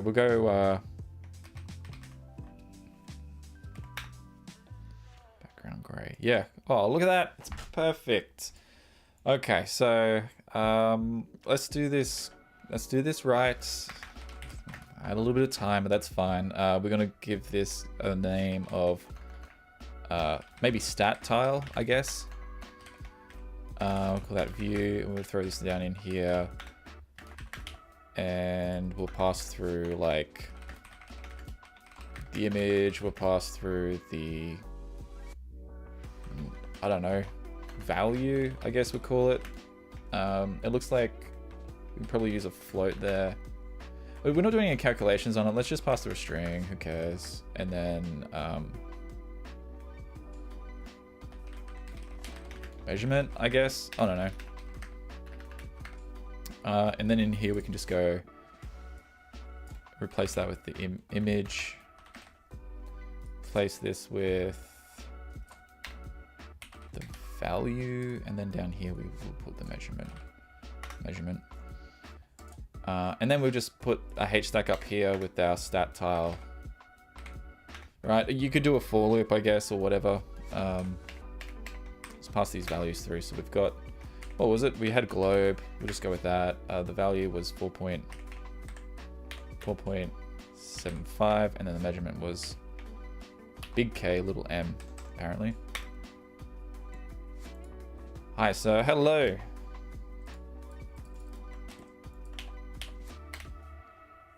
And that works, right? Spacing. Let's do some spacing. Okay, where are we at?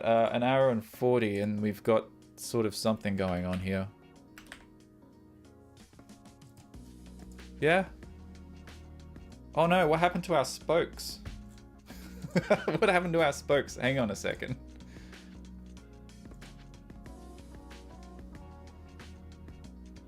Ooh, what have we done?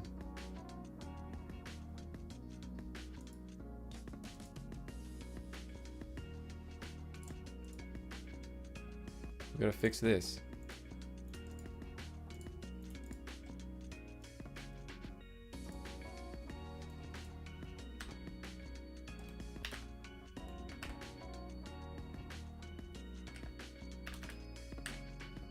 I feel like this is gonna be a problem the way we've got this set up.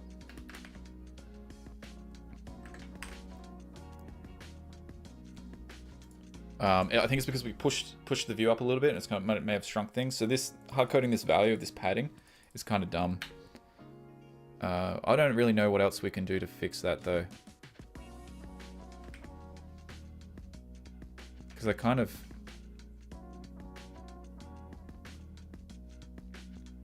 we'd have to get the size, maybe the size of these inner circles or something. Let's just go with that anyway.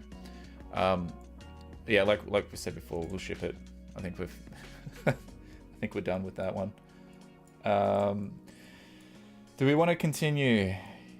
Do you have any course about APIs? So hang on a sec. I'm really interested in learning SwiftUI and all this. Do you have any courses about APIs? So, no, I don't have any courses. But you can check out Sean Allen. I think he's got some courses on YouTube. Would you be looking to release some CloudKit videos in the future? Yes, definitely. So the current app I'm building for myself at the moment uses some CloudKit along with core data. You can go check that out if you want, but it's because the project is like really far in at the moment. I don't think it'd be much of a learning experience, just more to just watch and entertain. Thanks, I appreciate you. Thank you, I appreciate you. Thanks for watching. Yeah, it really means a lot to have even this many people watching me. It's amazing. So thank you.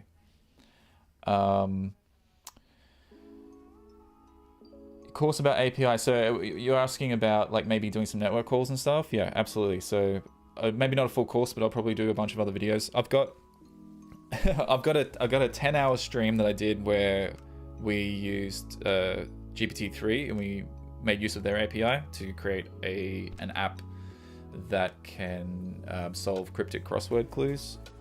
It's not very good at doing that, but there is some content in there if you want to watch how to use an API. I'll make a much shorter one. At the moment, this is just design stuff with SwiftUI. We can hook up this UI to something eventually. Maybe we can even do Apple's like fitness stuff and try and pull some information from the device that way. I've never done any of the fitness things with Swift or anything like that. I think maybe it needs to be on device. I don't know if Apple gives you any like test data or something you can use on the sim. Do we want to do another one? Is everyone here for a while? You want to watch another one, or you want to call it? That's it. You want to watch or do another screen? Yeah, I've got time. I mean, why not?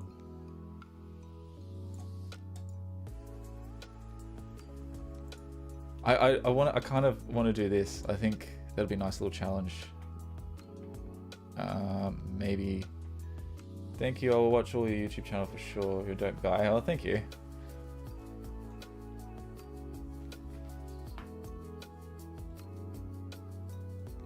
I'm kind of on it. Yeah. Okay. Maybe we can. This is pretty bad, actually. This particular. That's impossible to read, isn't it? Let's go with. Let's merge these together, right? So maybe what we could do. We'll go to the view. Can you do another design? Yeah. Oh, another completely different one. You don't want to go down this route again? I'm happy to do that too. Let's do that. So let me commit this code, and in the description of the video, you should be able to find a link to the repository for this. So let's say we finished dial view, and you can go there. Well, actually, by the time, because of the delay with the stream, by the time you go there, it should be there. All right, you hit refresh on the repo. The latest push should be there. Cool. Okay, yeah, let's do another one. Okay, so now we got some more people here. Maybe we can... Maybe you can all pick. Maybe someone can send me a link to something they want me to do. I don't know. This pizza one, I mentioned early on, I've already done this in another video. This one was really fun, actually, like trying to work out how to do those shadows and highlights and stuff. That was really good. We got a couple others here. We got some charts. It would be cool to do one with charts.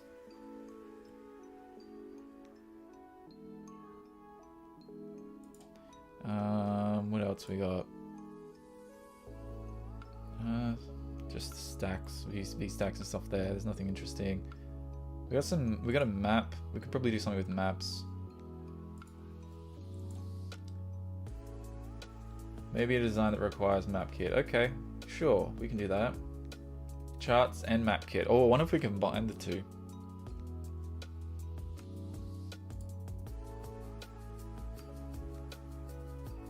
This is another interesting one too, like a home app.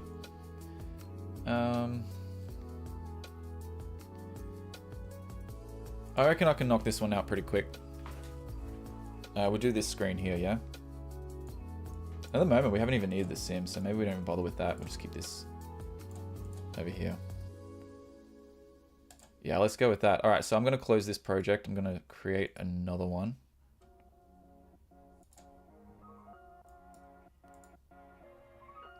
Let's call this, I don't know, we'll call this a budget app. SwiftUI, of course. I'm doing this all off on another screen because I've got like all my folder structure and everything there. I'm just going to dump it in the same repository. It's going to be called budget app. Dragging it across. I will commit that. And this will be in the same repo. All right, let's do something here really quick. Excellent. So we start out with hello world again. We can give this a little bit of a rename. I say we call it spending screen.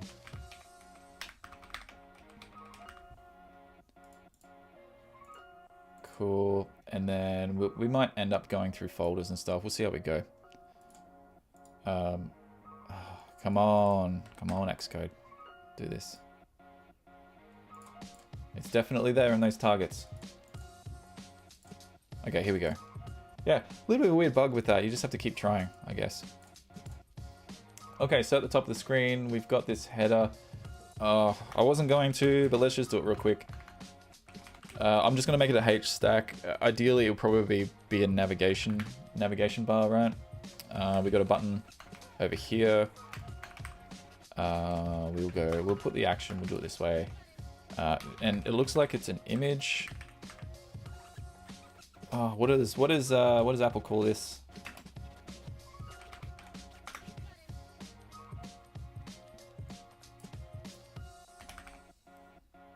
Menu, nope. I think it's lines, isn't it? Something to do with lines. Line.3 horizontal, yeah, so let's just copy the name of that. And in here it's, oh, come on. Copy name. Cool, and this is system name. So we got our little lines button just there. You can see that in the middle of the screen. And then we need to put some text, right? Call this my spending. And then we drop another button. Let's just copy this one. And I think this is called magnify. Nope. A magnifying glass, okay. Magnifying glass. We can put spacing either side of this.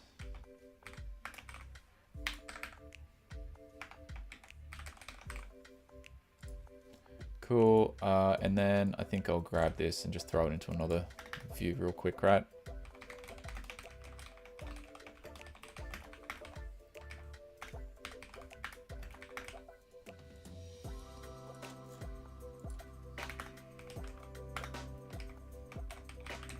Big V stack. Remove this one. Cool, and then, well, hold up a sec. That's not what we wanted. We wanted to go header view. And then we put some padding on that. I think we'll go horizontal padding. Yeah, that looks fine. And then down here, we can put a little spacer just to push everything up the top.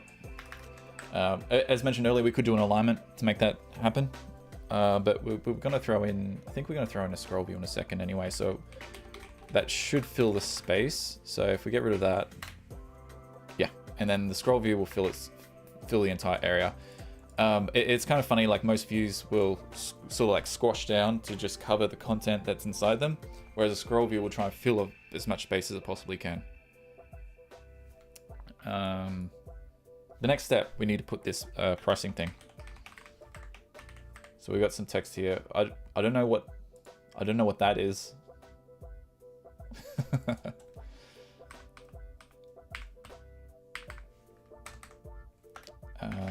Oh yeah, I forgot, in the README I need to set where I got the designs from in there, and then, like, you know, list the dates and stuff and when I built them, and link back to the proper stream.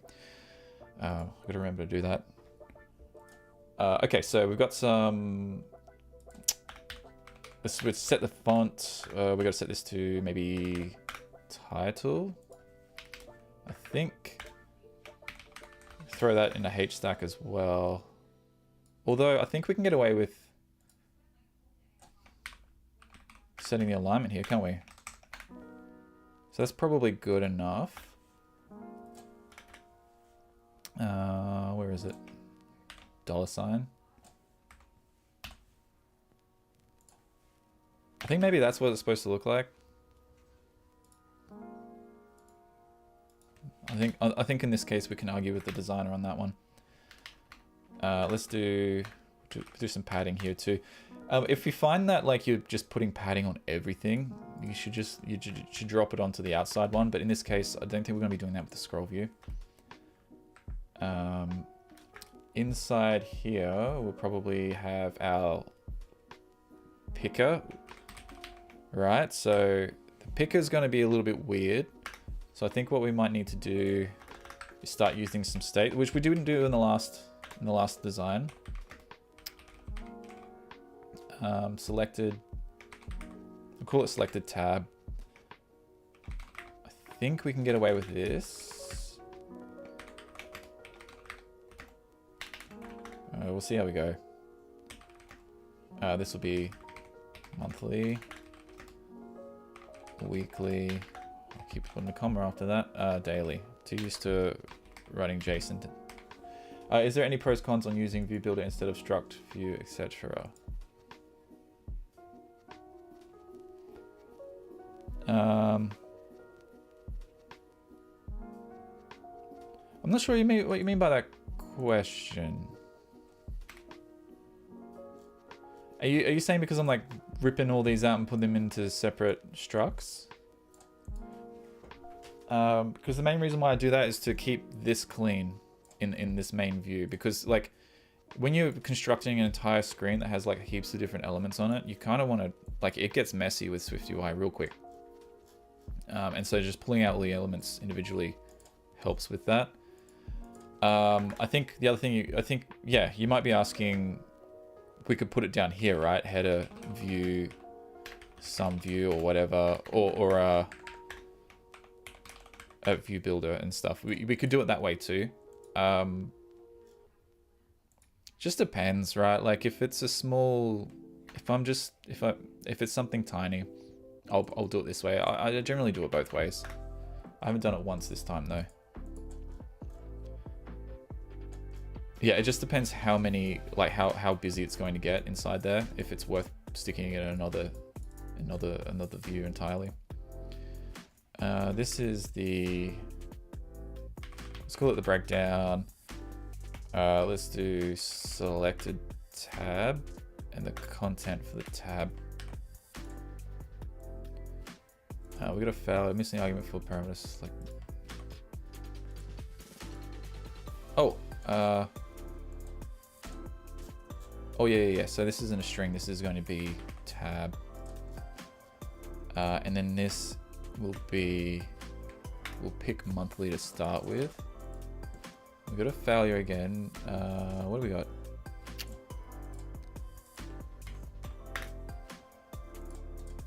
I should probably just set it up there. Let's try to speed build this thing, right? Cool, successful. Okay, so in here we have the text, right? And then we have, oh, how do these work again? We need to do, I think the pick a style, we need to go like segmented, right? And then in here we need, I think it's a text, but it's got to be based on, do we get anything passed through? Content. Do we get anything we can use here to set?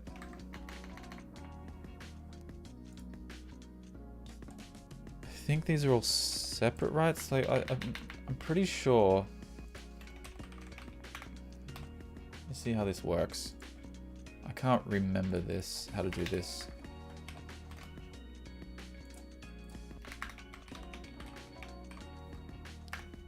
We've got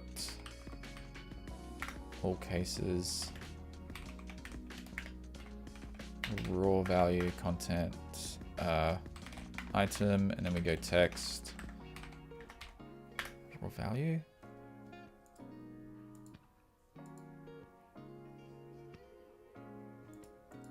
Yeah, but how do we show which one's selected again?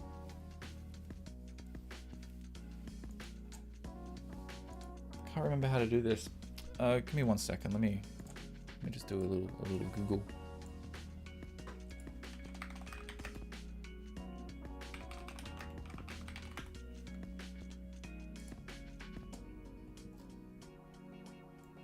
Of course, best website for this. Yeah, they got these tags on them, right? That's what I thought we had to do. Personally, I do what you do and create separate files for my views and components, but I've seen some people use View Builder and keep it in one file. Yeah. It's probably just a preference thing, really. From like, you know, early days of programming, I kind of had this rule for myself where it's like, you know, as soon as you go over 250 lines of code in a file, you should probably make it smaller. That's sort of like my mindset. I think early on it used to be something like, I used to have a hard limit of 500. And I've reduced that since, you know, over the years.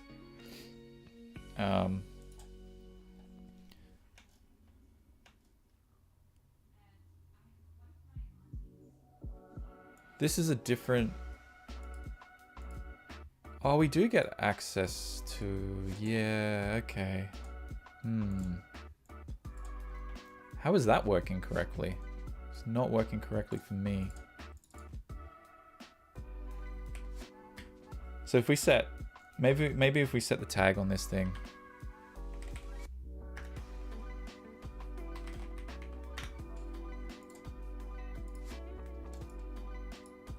We're gonna get anything happening here? Can anyone see what I've done wrong? I've got the selection correct. It's setting... We've got 4 each in there, which is what you're supposed to do. The text... Important if you're using Xcode 12, you need...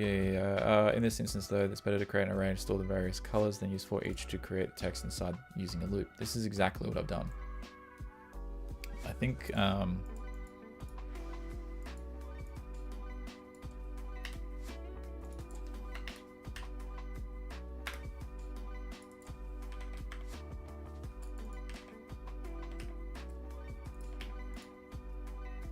Selection is not working.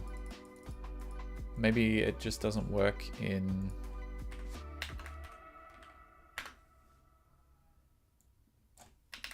I mean, he's doing it this way, right? That should make a difference.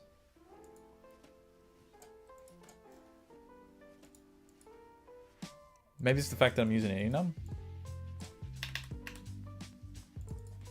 Let's try it this way. See what happens.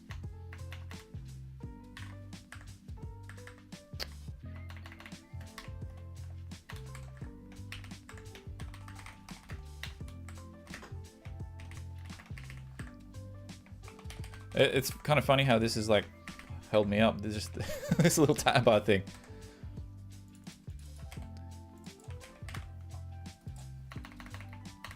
Oh, hang on. We got that wrong, haven't we?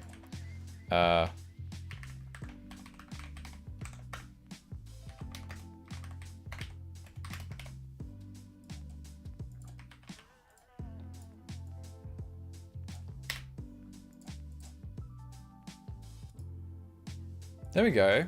Interesting. So it seemed, yeah, that's weird. Okay, so it doesn't work if we had that enum and we went all cases. I'm not sure what the mechanism is behind that, the reasons why.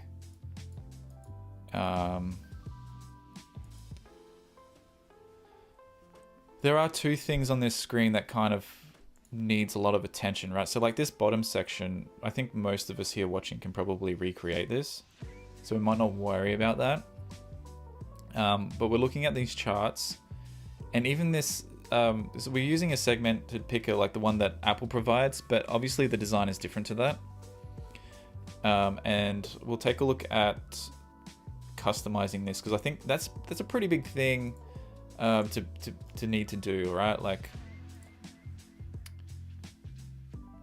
there's a lot of designs that are sort of got the text with an underline on it, and not what Apple provides. So we'll take a look at customizing that and how we can go about customizing, or maybe even creating our own. We'll see how we go. Generally, if I come across something like this, I'll just look online for some other code that's already been done. Like maybe there is a library that's way more customizable than Apple's option. But let's just continue on. I say we've got, actually let's throw that text, the price, the cash down in there too, so we can, that's probably, oh, I'll keep it at the top just because I don't want to deal with the alignment issues on that. But yeah, we've got monthly, weekly, daily. So down here, we will start using the charts. Now again, it's been a little while since I've done this, and I'm pretty sure it's in the library we need to import, right? Yeah. Now the data structure for these is a little bit weird. little bit tricky to get your head around. There used to be another library that was, well, I guess it's still quite popular before SwiftUI came along for UIKit. Actually, there's also one for SwiftUI before SwiftUI had charts as well. And I've used both of those, and the data structure for those were a little bit weird too. I think I found that they were a little bit more customizable than what Apple offers, but Apple's is simpler, easier to use really. So we've got, I think we grab a chart, we have data, yeah. So we've got chart with data. And it looks like we've got months with a value associated with them. So I think what we need to do, we need like a, let's put a test, some test info up here. So I think it's going to be, and then we've got the left. So there's a few different things that you need to like plot on a graph at the same time. So you've got, on the left side, we've got, let's zoom in on this. Let's show what I'm talking about. So on the left side, we've got the y-axis, which has the amount of savings this person has, like graphed, and then we've got months across the bottom. So these are two things we need already. And the other thing is we need like a value associated with each month. So there's like 3 items here. And I just need to work out how we can set that up with the chart information. I'm pretty sure there's a special, in the other ones I've used in the past, there's special data types that you put through, but it looks like this just lets you put in any random access collection. So let's just go with it. We've got, I wonder if the y-axis just populates automatically for you based on the max and minimum values passed through. So let's take a look at that. We'll go with chart data, and I'm gonna try.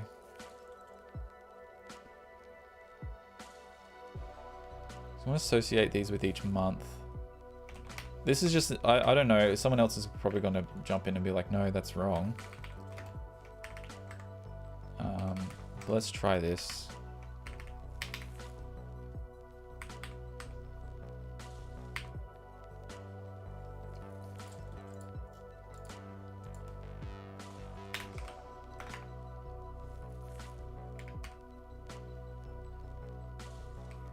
We want both of these, don't we? Let me look this up real quick.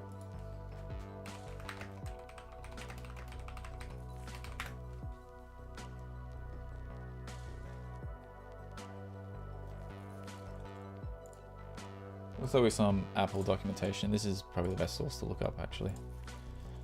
Oh, a nice little graphic. All right, yeah.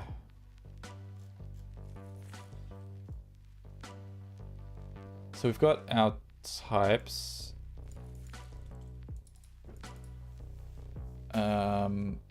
Which we might end up using anyway. We might create a new type for this. Let's go to the chart, add. Okay, so we can use it without, oh, got it.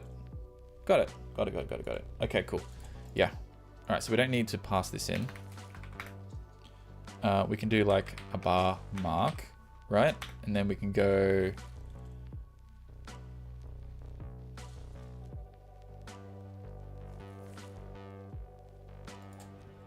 what do we, hold up. We need to loop through, don't we? Yeah, okay. And yeah, so yeah, we obviously it lets us pass through data that we can loop through and do this, but let's just go with what we've got. ID. The ID would be the key, I guess, right? And the content. Oh my gosh, this is a mess.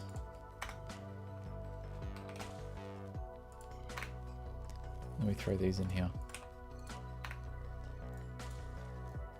Yeah, X and Y. So X will be a value and the label is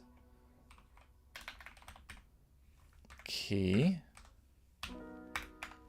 And the value is item dot value.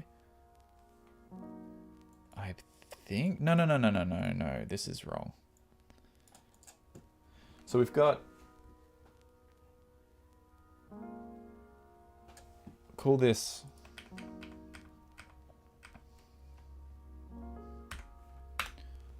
So the label for this would be month, I guess.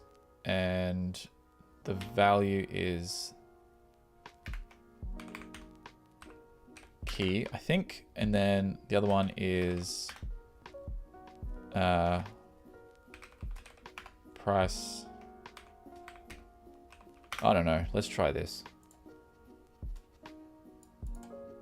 Got some problems here. Oh, it's item.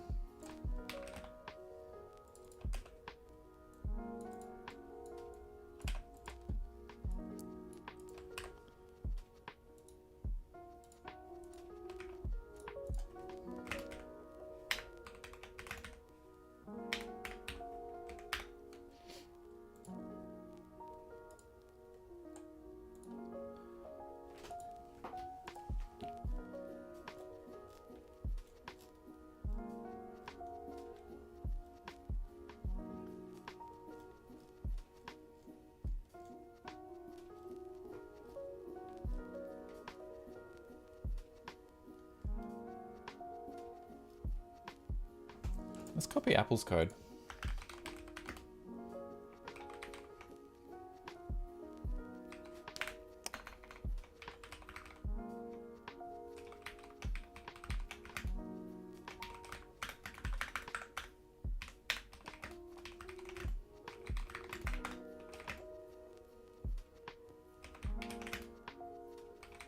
We'll set the value to the sure, we'll set it to, yeah.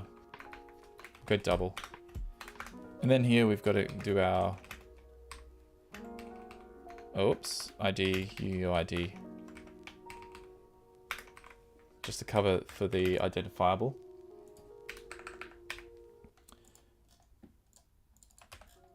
Is that going to give me issues? No, that's fine. So what we'll do is we'll throw these up here.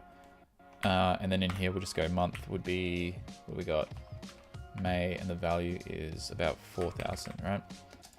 And then we come up here and we just go for each. Let's just pass through the chart data, and then we've got the item. And then here we go month, and this is called the month value. And then here we've got, I think we've got value there, and this might be okay. Okay, so we got one item in there. That's cool. All right, so let's add another one. We'll just copy this and then just put some different values in there. So we got June. This one is 9880. Do another one. This is probably, I don't know, 6.5. And this is for July. Cool. And then we got August. Keep going. And this looks like it might be 5.5.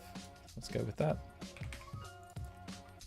And you see that if we add the same values, I think it adds them. Yeah, it looks like it adds them together. So it does a little bit of math behind the scenes as well. So if we've got July twice, it adds the two Julys together.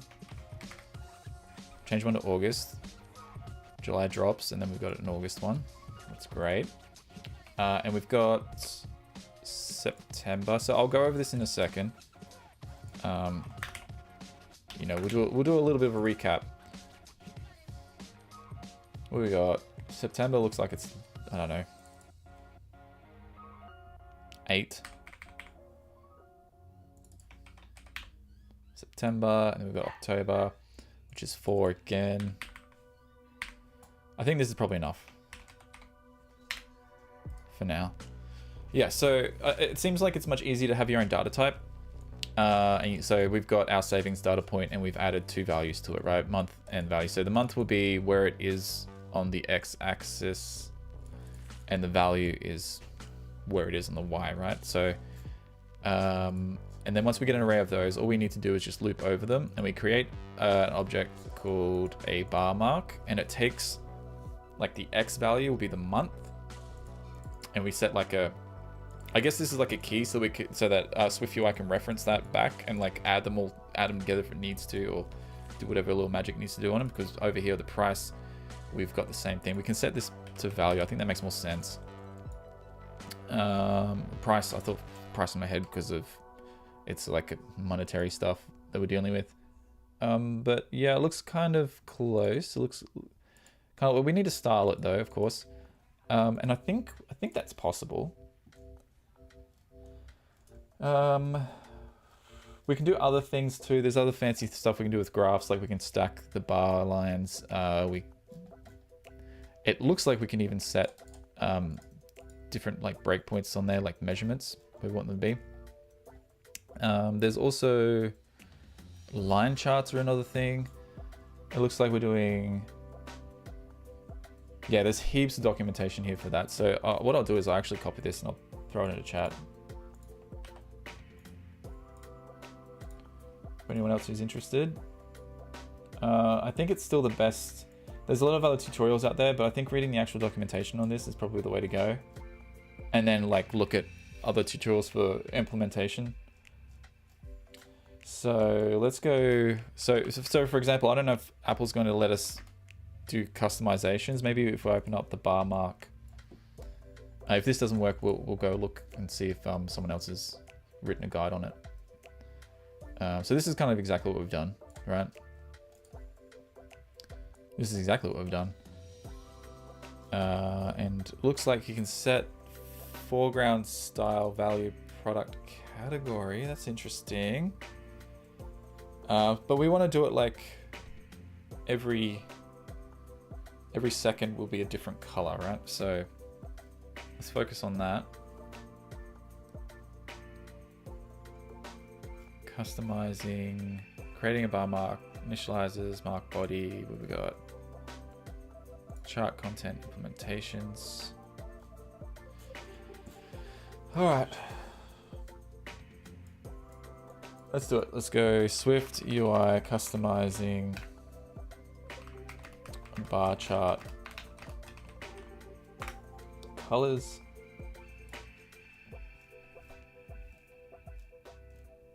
This is pretty good. Styling. Let's go with that. We'll check out this guide. Judging by the look of this, I feel like we might be able to get close to what is in the designs. We can set, yeah, it looks like you can set the color here. So you can do something like this. Great.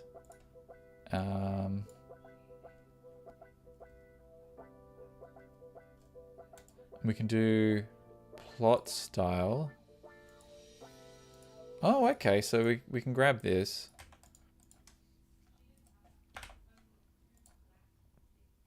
Yeah, so these, okay.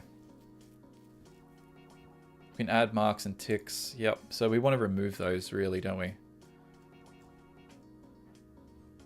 And it looks like we can do things with the x-axis and the y-axis. So I'm going to grab this code and we'll have a play around with this. Value label and font color. Okay, yeah, let's mess with that too. Why not? This is on the y-axis. So yeah, there's a lot of code stuff going on in there. Okay, so I'll grab this as well. I'll put that in the chat. Okay.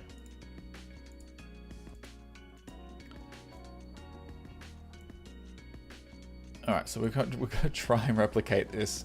This is going to be tricky. So we got chart plot style, we got plot content, background. We don't want the green color. We just want it to be white. The border color, there is no border, so we're probably not even going to use this. So let's just comment that out for now. We've got the x-axis marks. We've got some ticks through the bottom. Hang on a second. If we remove all this, what are we left with? We've got some lines there, but we want to remove those. Grid line, center, true stroke. What if we go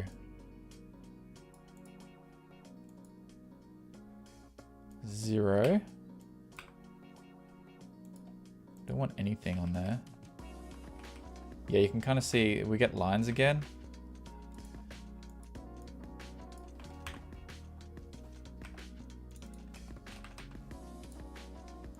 Guess we can set them to clear.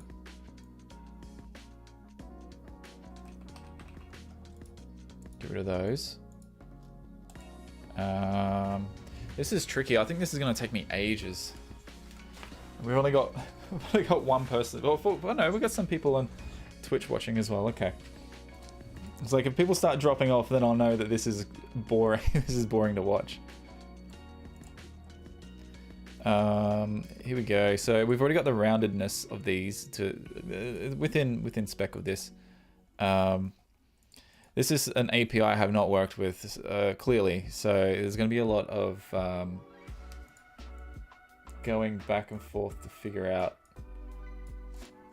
the kind of things that I can tweak here, right? So I don't even know what access value label is and all that sort of stuff. We can, oh, it looks like we can remove it. If we remove everything in here, interesting. So using the chart X axis tells SwiftUI to override the defaults. Like if we comment this out completely, it adds stuff back in. And then when we just have an empty chart X axis, it just removes everything. So that's good to know. We can use this. So if we go back to access marks and values, and we add in, there we go. So we can add in these back, and then we've got the chart Y axis. And again, if we comment those out, that should all disappear. Excellent. Can we flip it to the other side? We've got kilometers and stuff here. We need to switch this to like money. So to do that, the text would be K, I guess. And we need to do some formatting, I guess. We want to trim some of these numbers. And we don't want the blue. We want like a secondary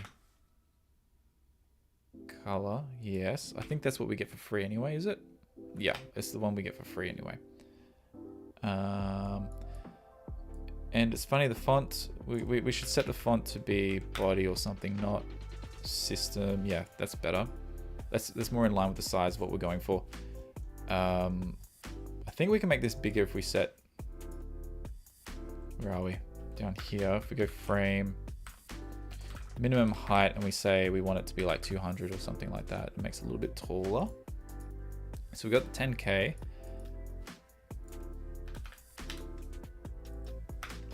We've got, what is this? Can we remove that? Yeah, I don't think we need that. We don't need these grid lines. Excellent. This may sound daft, but for the bar chart, couldn't you use a HStack loop through, and for the bars, use rounded rectangles and trim them to be total max value minus the month value? If that makes any sense. Yes, you can do it that way. That was how it was originally. We used to have to do it. And same with the line graphs. We would sort of plot points, but there was a lot of extra math involved. Like you had to set a ceiling on it, and you had to base. So yeah, it's a little bit more complex because when you're doing these, you have to like pick where you have to go through all your data, and then you have to find the maximum one, and then that's what you base all the other bars off, the height of all the other bars. And then so it was a lot of extra work, probably more work than this. Right now, most of my time is being spent on the customization of it. Whereas if we were using rectangles, we would probably be spending a long time on just the math side of it. Yes.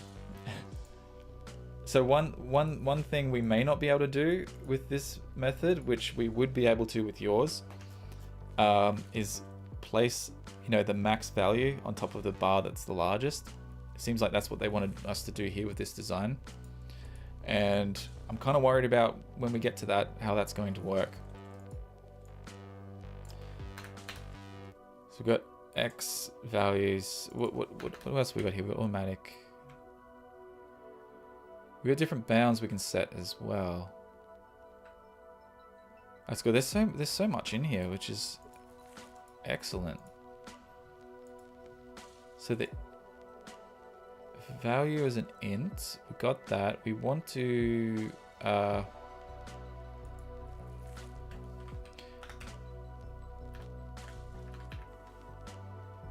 I kind of want to set this. Do we have a formatter we can use?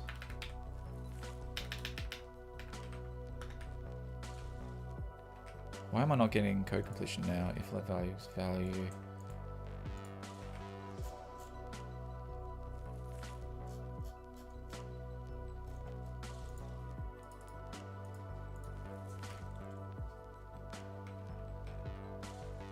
Can we format?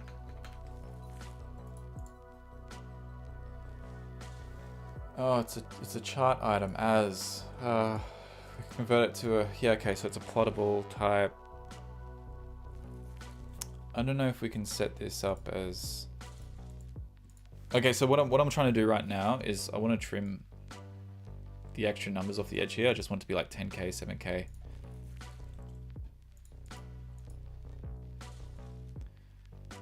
Let's flip the sides for this as well. Let's see if we can.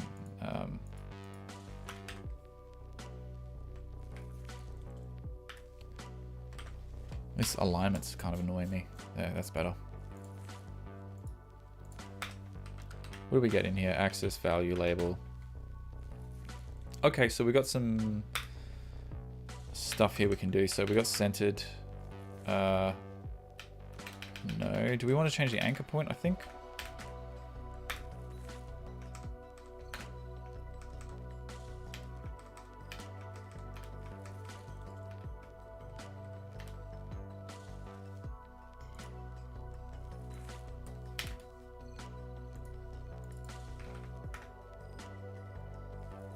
I want to push to the other side.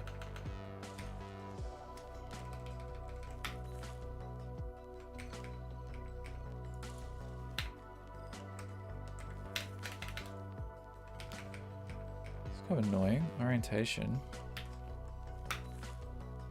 Yeah, horizontal, that makes sense. Spacing, we've got offset marks, we've got collision resolution, we've got multi-label alignment. Maybe that could be it.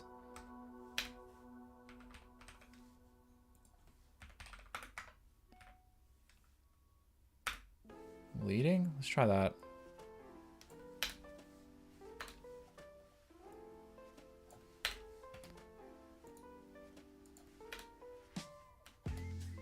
Alright, I'm gonna have to go back to Google again. SwiftUI charts, y-axis, leading.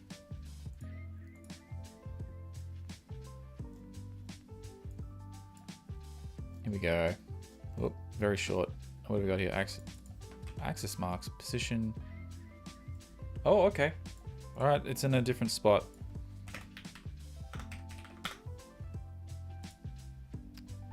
Let's get rid of that. Come on.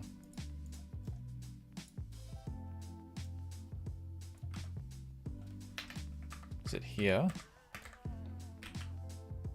Position, values, yeah. There we go. That's better. So we flipped them around. They are now on the left side of the screen, the leading side.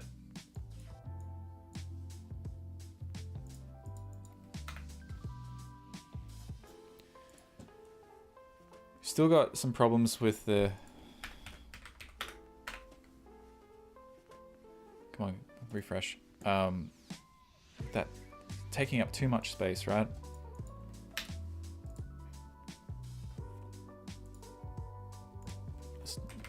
Google search again, charts, SwiftUI, number format, Y axis.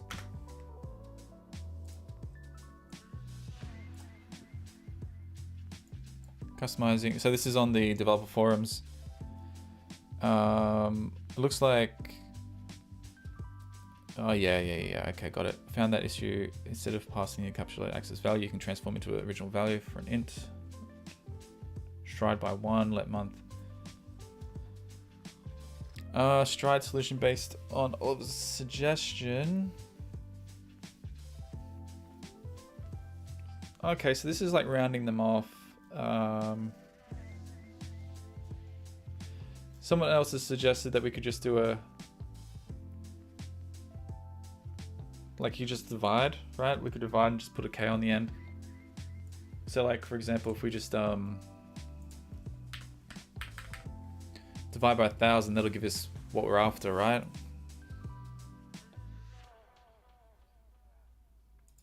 This isn't great if, let's say we set a value in here which is like 1,000,000. That K would be incorrect. What we would really want to do is have like some sort of number format,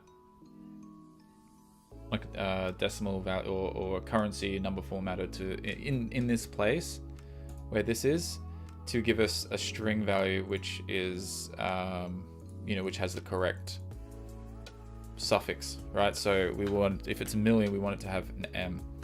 And so what you would have is, on our graph, we would have maybe a bunch of Ks, and then if there's like millions of dollars or something, it will just switch over from K to M. At the moment it's just hard coded to K, and that's not great, but that's something to keep in mind.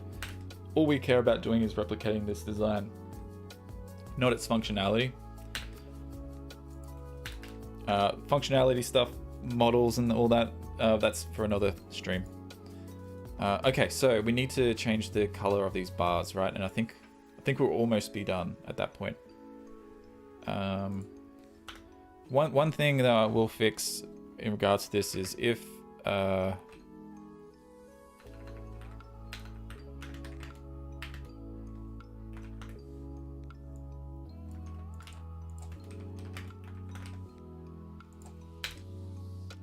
yeah, I'm just gonna drop that K off the. I could probably put like a little ternary operator in there or something. In here. Now that I've said that, it's like anytime. Fine, I'll do it.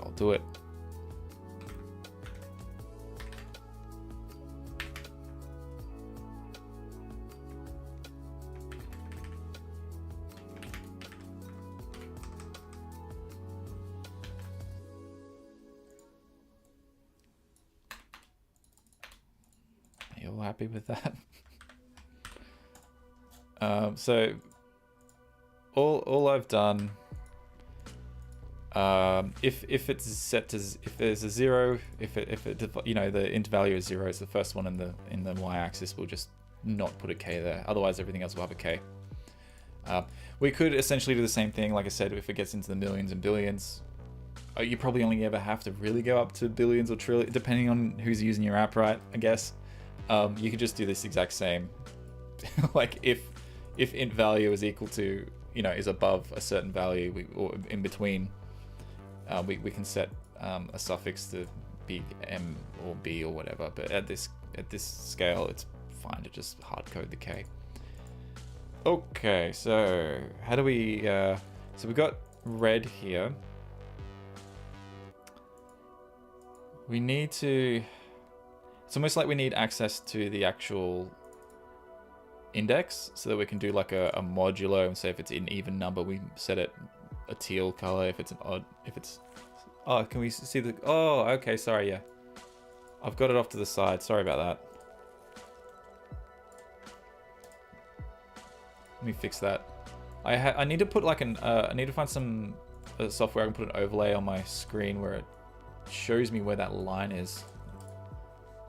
Because yeah, like I said, I've got an ultra wide, and so like I've just sometimes things start moving across. Sorry about that. Anyway, so there's the preview.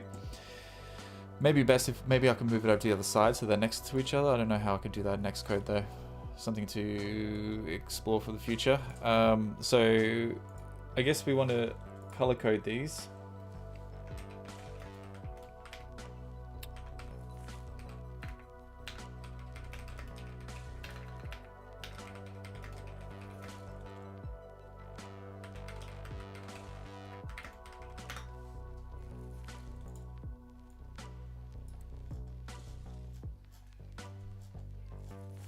Alright, hang on a minute. Just looking through some examples.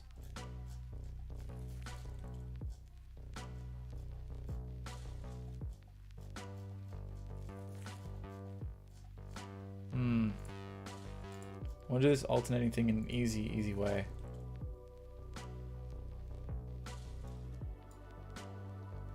So there are a couple of ways to do it, I guess. We could put a new value on the data points, which would be their color, which is kind of dumb, but we could do that. Now I could just manually set what color the bar is supposed to be up here when we create it. The other thing is we kind of, I mean,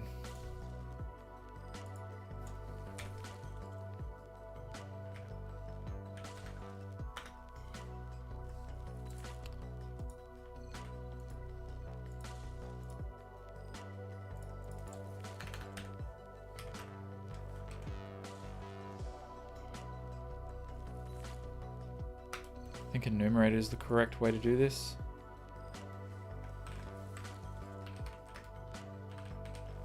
Index. Would that be right?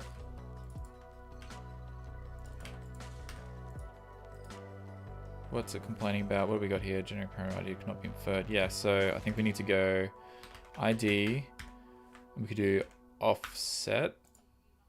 All the elements are unique as well, so we could go by element. For each requires a sequence to conform to random access collection.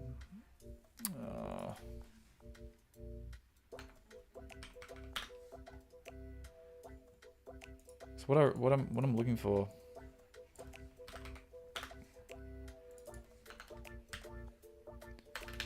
We do indices, and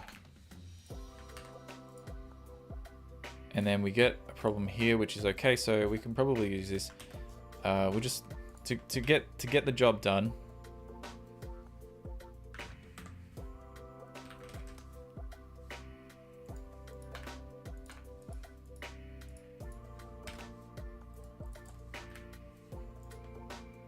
Is that correct? No. We want month.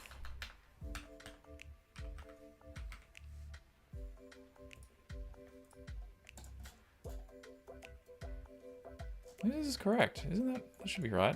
Chart data dot month, chart data dot value. What have we got going on here? Savings data point index. We do have, man, what am I doing wrong?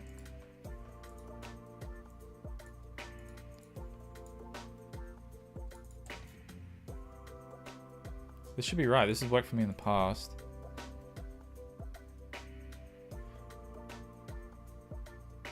Is it? Is that it? It's not correct.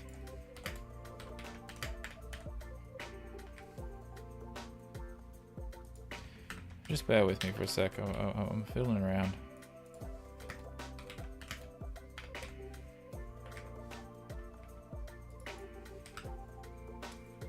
I know enumerator is supposed to be the correct way of doing this.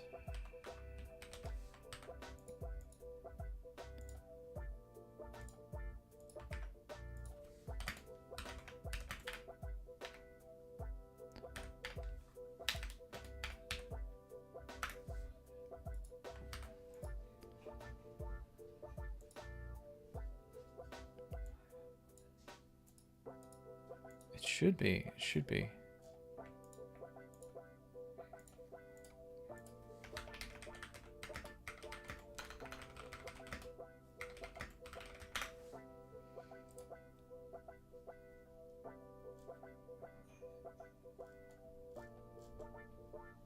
Oh, okay. Yeah, got it. It needs to be wrapped. Index element, and then we go element.month, element.value. I think that's it. Cool, we got it. And then what we can do is we can just do the color thing here, right? So, yay, success, I guess. Index modulo 2 equals 0. We set it to what do we got? Let's just go teal for now, and we can customize colors in a second. Blue. Yeah. Okay, so we got that working. I think the downside to this, it's probably not so bad now because we're just like displaying the data. It doesn't matter too much. But I think there is a problem wrapping your types like this when, like if you're doing a for each and you want to manipulate that information and you want it to come back up here and you want like the view to refresh itself. You know how like you have regular state objects and stuff like that, and if you flick a switch, it redraws the view and then it all happens automatically for you. I think when you start breaking stuff apart in the for each, and that's why the for each is constructed this way, so that the stuff that you pass through and end up over here, if you make changes to these, it'll get propagated back up to the top and all that, to wherever you've declared, like it'll detect the change in the array or something, and then your view will refresh itself. If you're like breaking them apart, like you're kind of like cutting them off from your data up here, and then if you make changes inside the for each, that won't get pushed back up to here, and then you like the SwiftUI won't be able to see those changes basically if you do some crazy stuff. Like if another way of like that I see a lot of people do would be like dot count, right? And you sort of like you're just gonna, and that's how you get the index of it. So what you've essentially done, you can't pass those items through if you pull them out. So like if you, I don't know, my list, and then you do something crazy like put the index there, or you want to pass this item into another view where changes are going to be made. Like maybe you can't like set it as a binding or anything like that from what I remember. Anyway, that's probably way too confusing for the way I explained it, but there you go. Let's get rid of all that. Okay, so this works fine. Let's change that text, the font color, right? Not the font color, the bar color. So I think what we should do is just like rip this out, maybe the whole chart, put it somewhere else.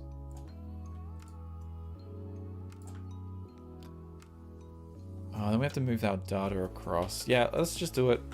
Okay, let's just keep this thing clean. Chart, let's call it chart view. I don't think that will conflict with anything Apple's got. Body, put that in there. We go vstack again.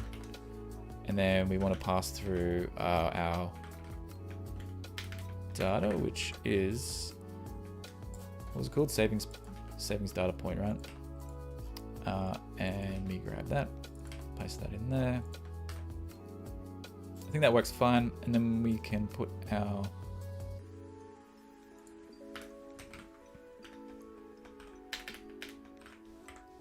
and let's go based on, yeah, you know what'd be really cool? Let's oh, come on.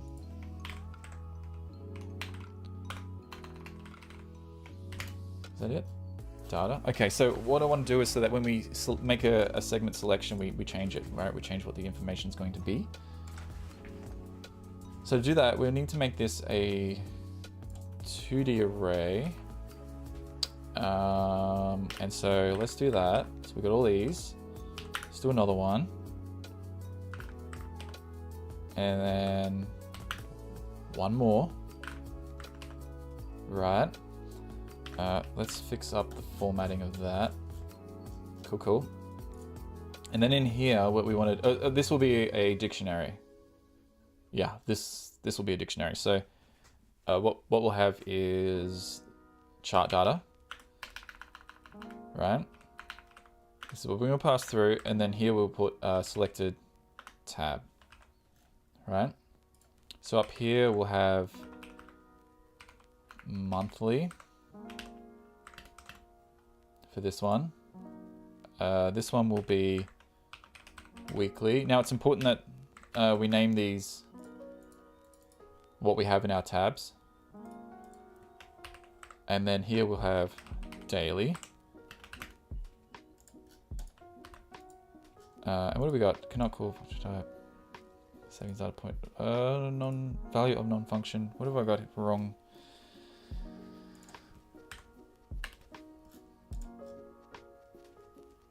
Should be fine.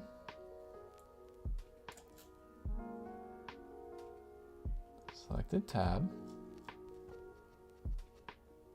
string savings data point.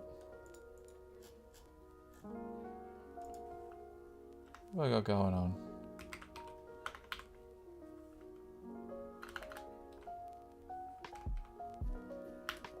Oh, sorry, chart view. I got that wrong.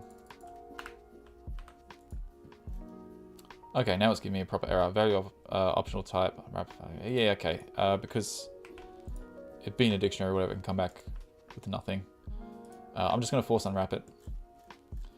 Okay, and so if we switch, we won't see, I don't think we'll see any changes yet because we haven't actually updated this information. So if we've got weekly, let's set this to like Monday, Tuesday, oh, shorten these up, yeah? Tuesday, Monday, Wednesday, Thursday, Friday. And let's just assume today is Sunday or whatever. We don't have the information for that. Okay, so you can see, I have to zoom in. As I change these, the text along the bottom on the x-axis updates. You can see that. The values don't because we don't have, haven't changed those values. So maybe they'll be a bit smaller. So let's just go like, I'm just gonna go put some random numbers in here.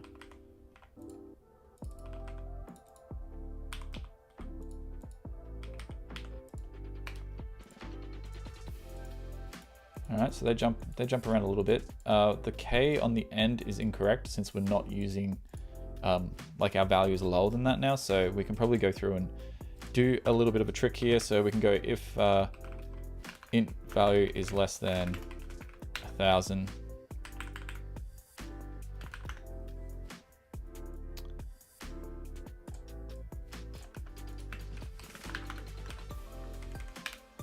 This is getting messy, of course.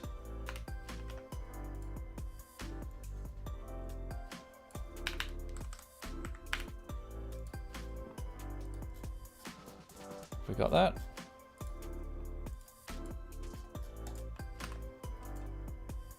Okay, what do we got wrong up here? We've got 4,000. Yeah, okay, so let's just go rebuild. Yeah, cool. So we got all these zeros here. What have I done wrong? We got divide by 1,000 there in that one. So let's just drop that. And this, yeah, this works well enough. So if you switch between monthly and weekly, we've got these different views.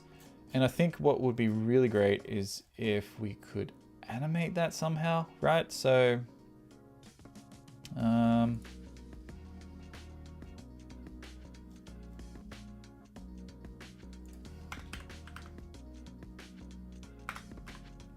wonder if we can just set something on here, right?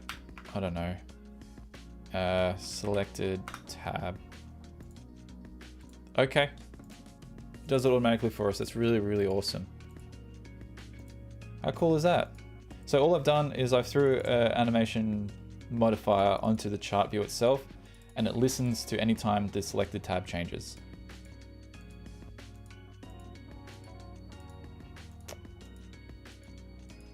It's a little bit janky, right? Like the text kind of, I think we could do things to fix that. But now that it's in its own file, so what I might do is set, we need, yeah, let's do an extension on color. Let's just clean this up. Then we go static. Let's move this across, and we'll go dark bar. I'll comment that out, and what I need to do is like throw in a color and then set, and then grab it, right? So if I can select this, oh, come on, let me do it.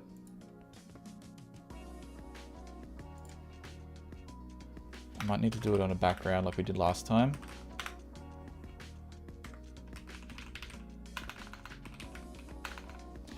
Wish there was an easier way. They used to have like the whole color literal thing in UIKit, but we don't really have access to that anymore. I mean, it's still there, but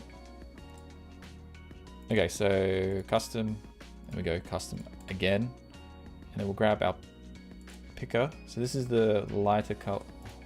Shadow of the view is in the way. Let's move this across. Let's go to the dark one. So this is the dark background. I'm going to chuck this down here. We've got color. Dark bar equals color. And then we'll do the light bar as well. Static let.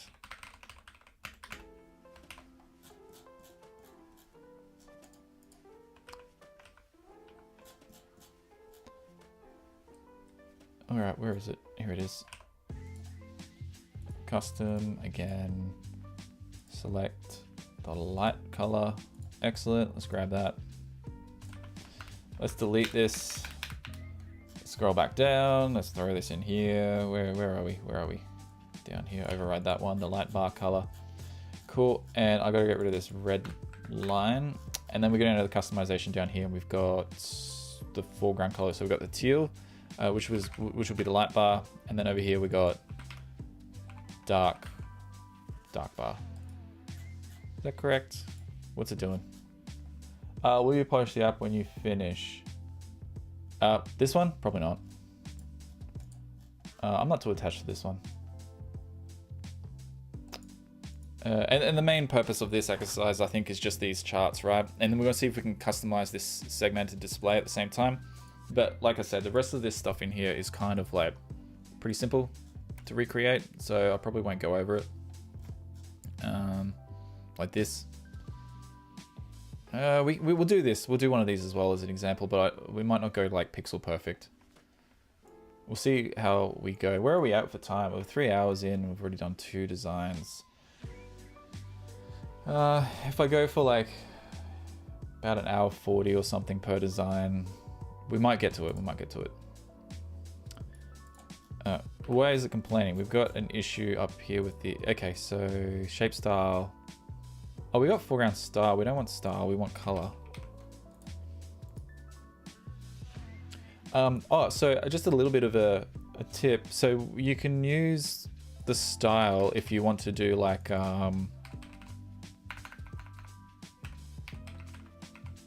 ultra thick material.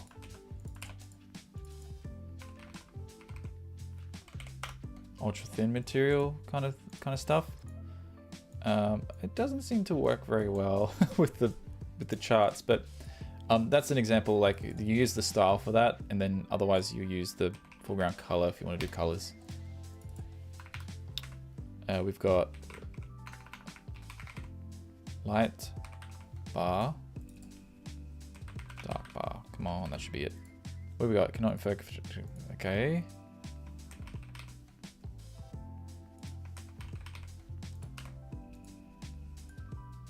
Foreground color. Oh, it doesn't have foreground color, so you can't use that. That's okay. We can use style anyway for colors, so that's fine. I was hoping that we could drop the color prefix here by using the foreground style or foreground color, but it looks like that's not a thing you can do with the bar mark. That's okay. So this is all done. I'm sure we can adjust the width of these if we wanted to, but I'm kind of happy with how that looks at the moment. It's pretty close. But yeah, we switch between them, we can get these different animations. I'm not going to worry about daily setting up the data for that, because that's you just be watching me fill out this stuff, so it's kind of boring. Segmented control, we need to do some customization. I don't think we have that, so let's just get rid of this chart view.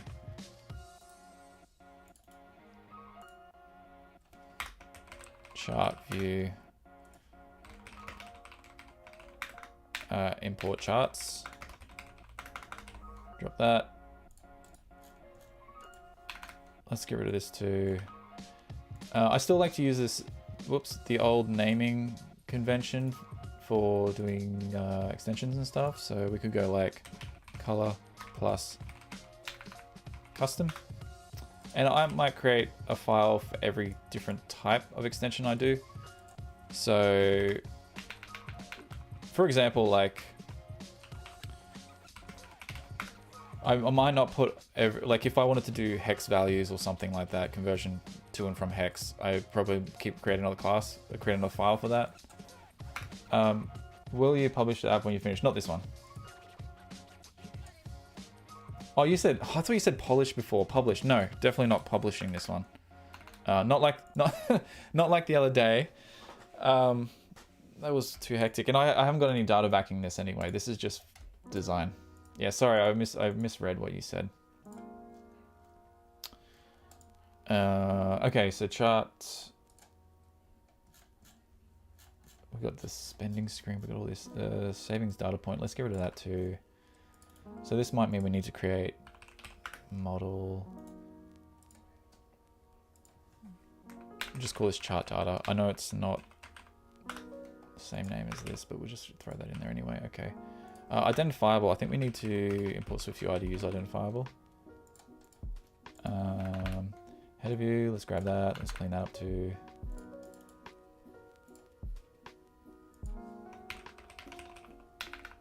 We would rename header view to something else if there's going to be multiple header views throughout our app, and usually there will be. So, but header view is fine for now. And then I think we'll create another group and we'll just call it views. And then we'll just start grabbing chart view, header view, drag those in. Spending screen. That should be view as well, perhaps.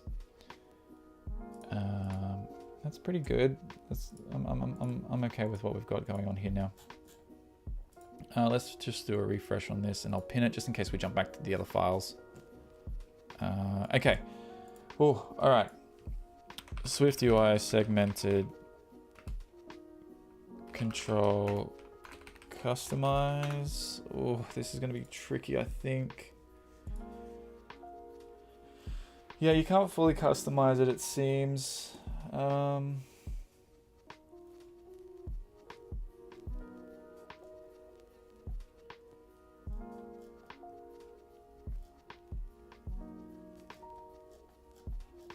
just looking through another article of someone who has done something similar. Oh, okay. No. All right. All right. I guess we're going to have to build our own. Let's do that. Let's build our own.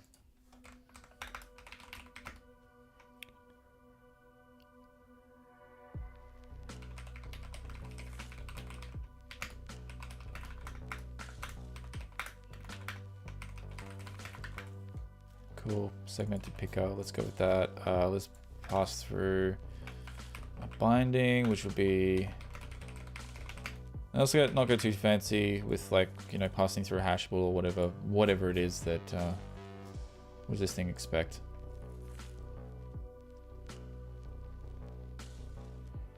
Yeah, hashable or whatever. No, screw that. We don't care about that.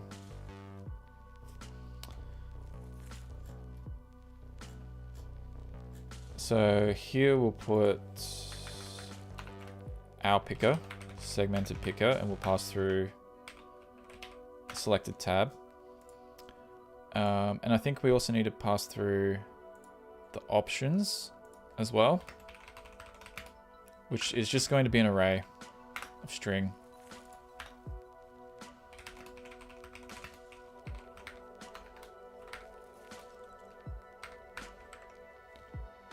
And we'll do a little bit of fancy animation on this too, because I think that will look much nicer. What do we got here? Oh yeah, we pass through the options, which is, what do we call it? Tabs. Cool.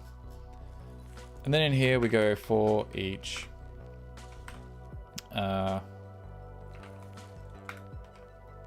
options. Option in. And the text will be our option, right? So if we do oh, what do we got? What's going on? Oh yeah, string doesn't conform to identifiable, so we'll just put through itself. This will break if we have multiple options that are exactly the same, but that's probably fine. You know, like if we had monthly again. Okay, so there's our little segmented control at the top.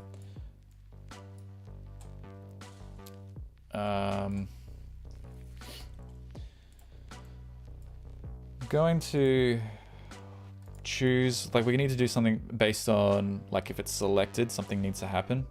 The other thing is, it'd be nice if we can work out how to like make these fill up as much space as possible.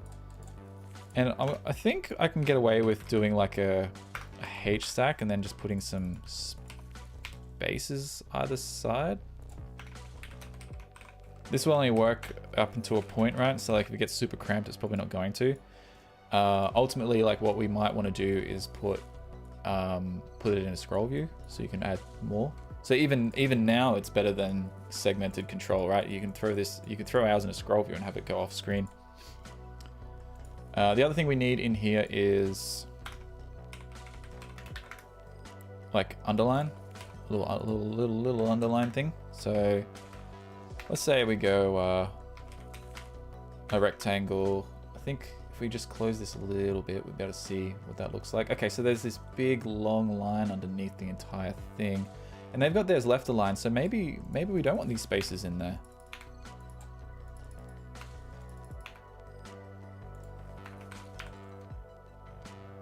Let's just go with that.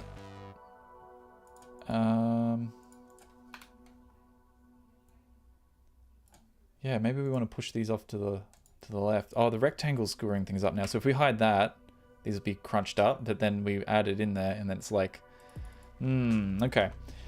For the entire thing though, we do need a V stack here. And then let's just grab this. Because it looks like there's like a bit of a divider of some sort underneath the entire thing. We can see there's one there. Yeah, we do need to push them to the... So this is what's going to make it a little bit tricky. Yeah, and then we need to put padding on this thing too. Yeah, that looks pretty good. It looks like these don't extend to the edges, so what I'll do is I'll throw some padding down here. Yeah, it's probably a bit better. Let's chuck it up on this so we can just go padding on there. That looks a bit better. And yeah, it's pushed in from the edges. So instead of a divider, we'll go a rectangle, and then we'll set the frame. And we'll just say like the height is like 1. And then we'll set the. Can we do? Do we do foreground? So, yeah, let's go with style. Why not? Secondary. It lightens it a little bit, but not enough. So if I go opacity and set that to 0.5 or something. Ooh, go a bit lighter. You can kind of see it. Let me resize that a little bit bigger. You can see the bar across the bottom there. And then we have this thing where if it is, so like what we want to do is set the foreground color of the text differently depending on if it's selected. So we've got foreground color would be based on selected equals option, I guess, and then we just go primary, which is black, or if it's dark mode, it'll be white, or we just go secondary. So we've got this set up now. Look at that, the colors have changed. It doesn't look like it's a secondary color. This is like a warm gray. Over here, it looks like it's a bit more of a cool gray. I guess they've done that to match what, you know, the cool colors of this bar. I mean, you've seen me create colors before. That's easy to do. Let's just not worry about that. We'll keep it as is. And then I think what we need to do is add a little bit of a button in here. We do have a V stack, I think.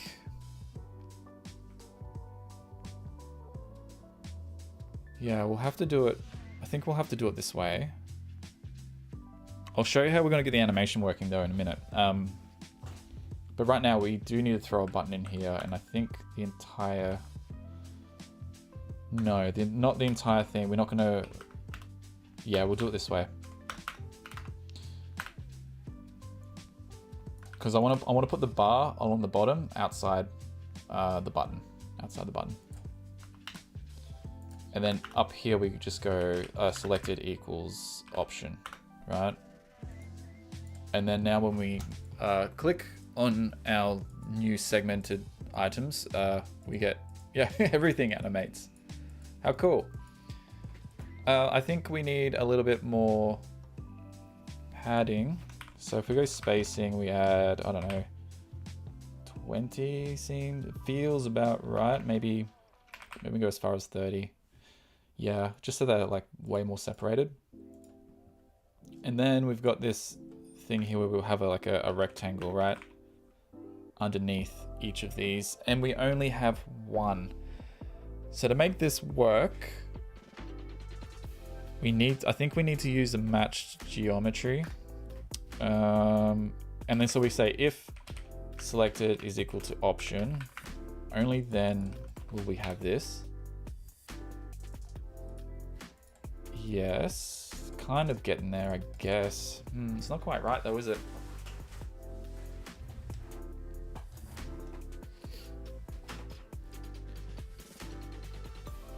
I wonder if the other idea I had in mind was that we have this bar outside the entire thing, like we have it down here with the other one that spans the entire width.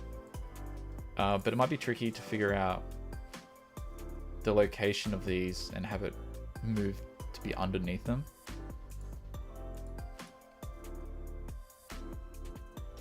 Like we'd have to get the size of each of the views and then use that to, and then offset and whatever. I think I'm going to try and make it work this way.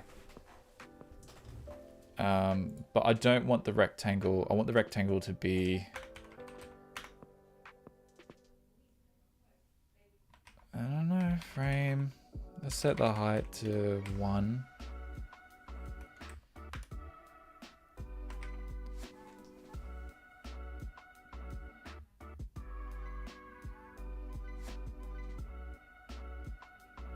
What if we do put this in here?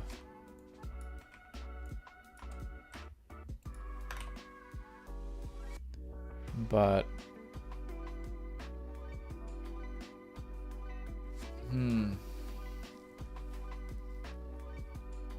it's almost like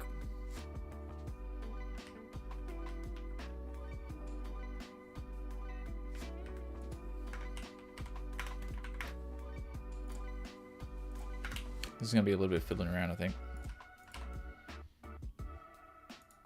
I want to squash, I want the text to be the correct.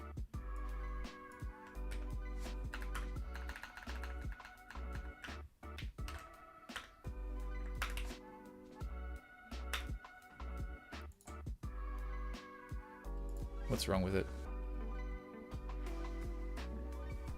Excuse me. I haven't eaten all day, by the way.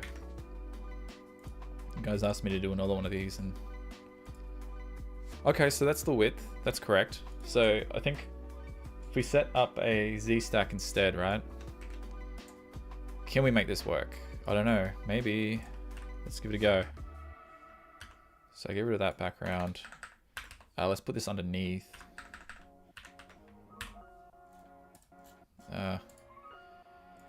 All right, so to make this work was weird. It wants to take up all that space. What if we put it on top? No. Oh, okay.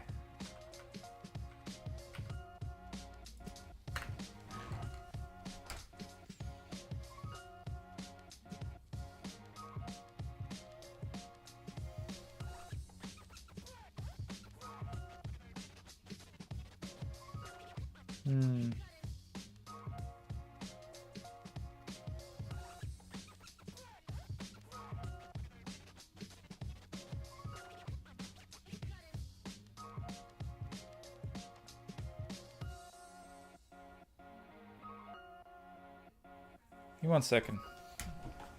Be back in a sec.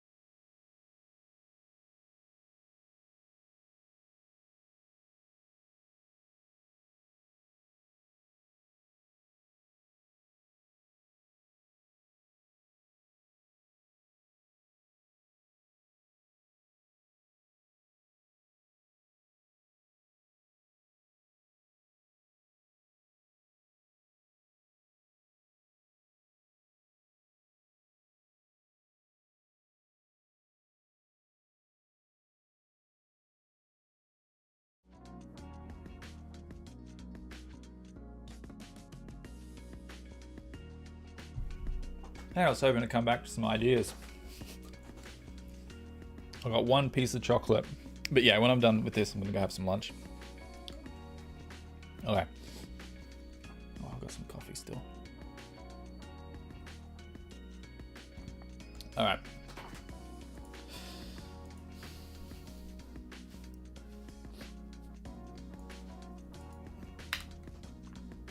Oh man, this left alignment thing's kind of messing me up a little bit. I have an idea for that though.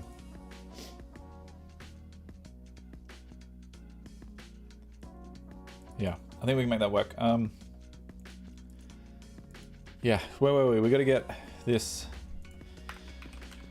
annoying rectangle thing to behave itself, right?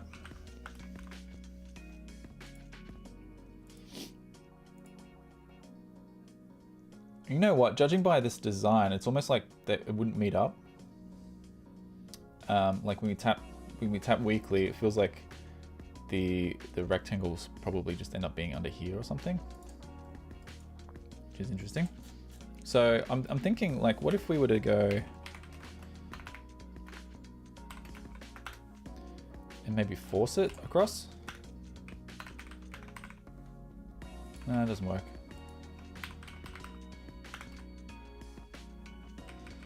Man, SwiftUI is easy to do some things, and other things it's like tricky. It's simple stuff. Okay.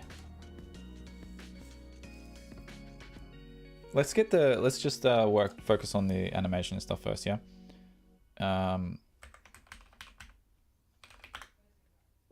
Nope. Okay, let's do fill.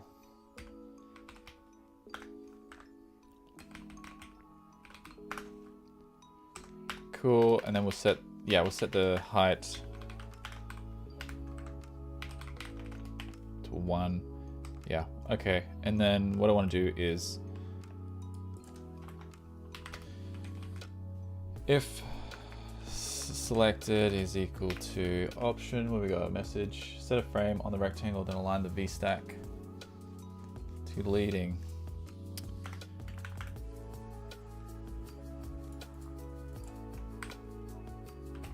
Try that. Yeah, they're still kind of like got that spacing, you know, the rectangle's trying to fill up as much space as it can.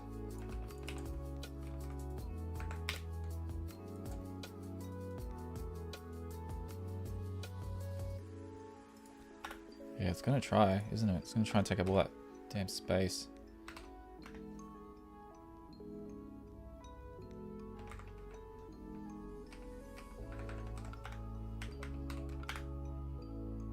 I get the sense there's something we can do with the fixed size, but could be wrong. Maybe it needs to be on this. Oh, hold up. Hold up. Now we need to make a change here. We need to have this available for all of them, I think, because of how it's pushing that up. There needs to be something there. So what we got to do is like set the opacity, right? So selected equals option, the opacity will be 1, otherwise, whoops, otherwise 0. That's not going to move it though. The animation we want to have happen. So if we switch, yeah, that's great, right? Wow, amazing. I want it to slide across. So to get that to work, we can only really have one.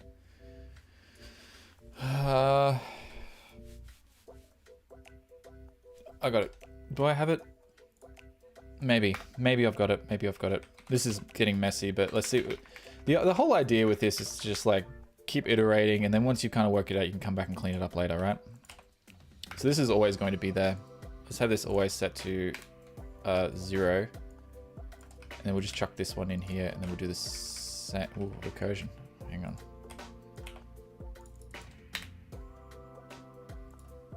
Yeah. Okay. And this is the thing that we need to animate, right? So if we go, I think we can do match geometry effect, right? And then we need to do just like some sort of namespace thing. But I'm worried, I think I don't know if we should have it on this view or we need it on the one above because it will get reset maybe. Let's find out.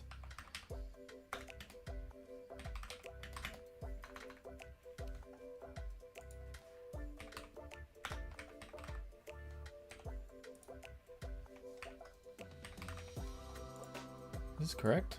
Did I do that right? Oh, hold up. What have I done wrong here?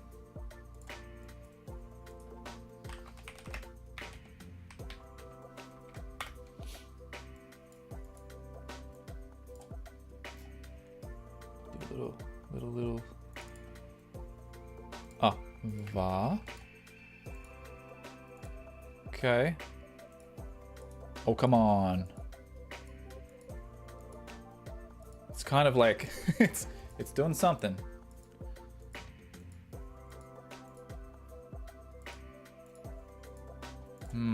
Okay. The ID is probably option. No, maybe. Come on, build. Is it not going to build? Did I? Oh no, come on, do it.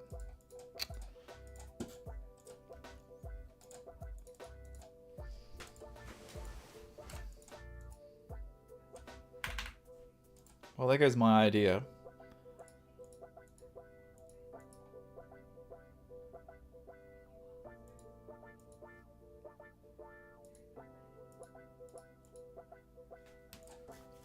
Let's see. We got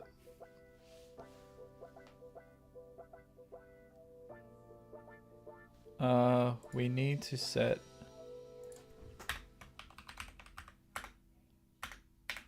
we might have to do something like this, right, with the animation, perhaps. It's taking a lot longer to compile now that we've got this. I think maybe the namespace thing. Okay, we do have something happening here, right? Like it's kind of fading in and out. It's not moving though. I think if we set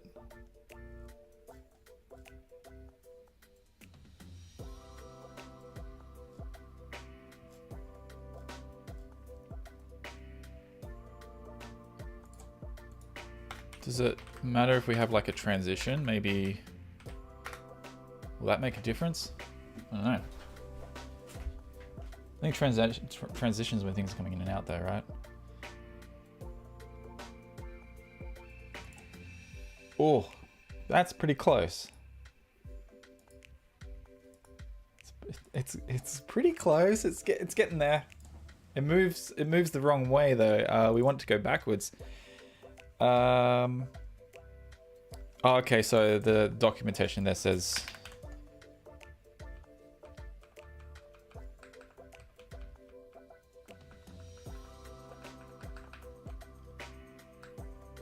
I'm interested actually to see what scale does.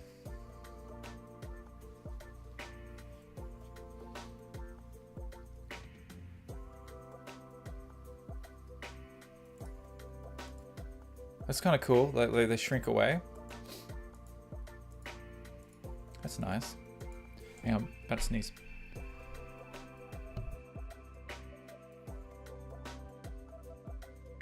Oh, do bitter things make anyone else sneeze? Like, does anyone, like, if anyone eats dark chocolate, do they get sneezes? I don't know anyone else that happens to, but I looked it up once and apparently it's a thing.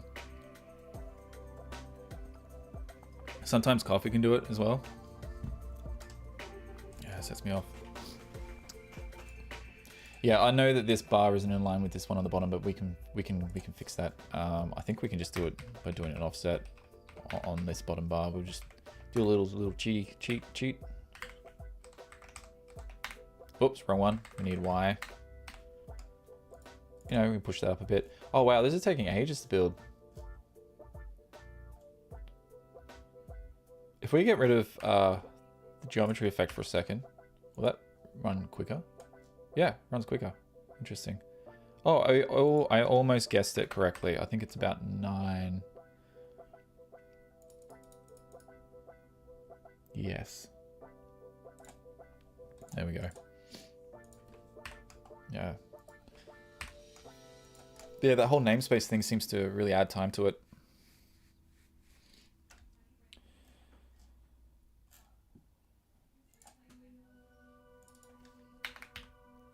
So if we set this to move, can we do all cases? Will it get confused? I just want it to move whichever way is closest, you know?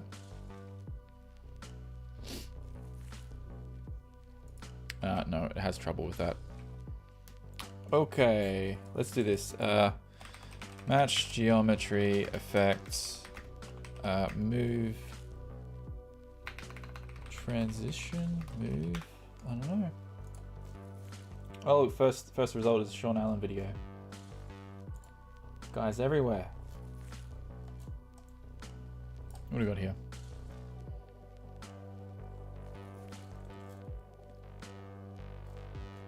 Geometry effect, what we got?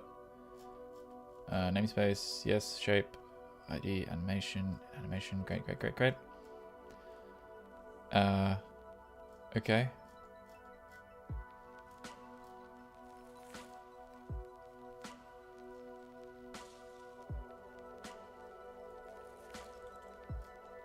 I want the position to change though. So this is a zoom. And it's changing some values. Yeah, interesting. We've still got that scale effect going on. It's still not quite right, is it?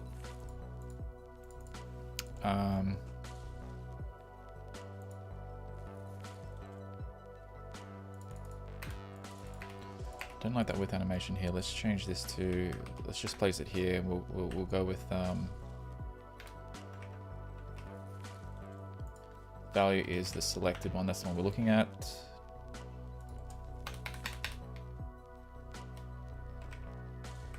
What's going on there?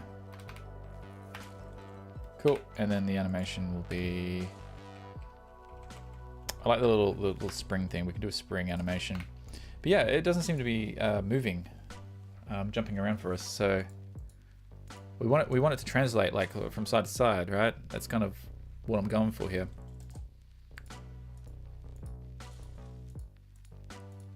It's not doing that.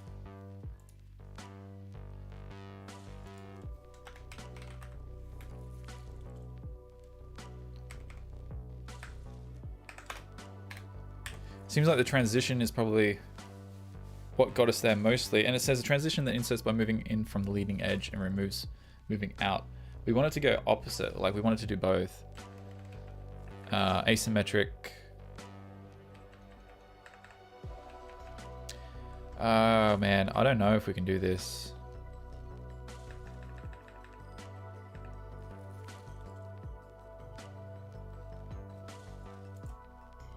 Hang on a second. Give me a minute. I'm going to open up another project I've got because I think I've done that in there in the past. So just bear with me a second. It's a project that I probably can't show. Is it on here?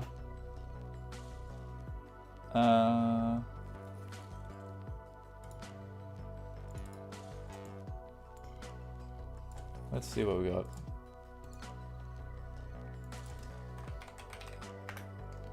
It's not that one. All right, I'll open it up in GitHub. I'm gonna get this right for you. We're gonna get it.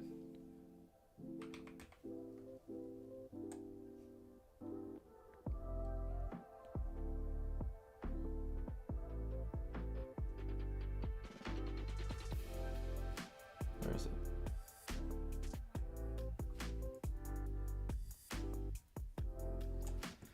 It actually might be on this other computer.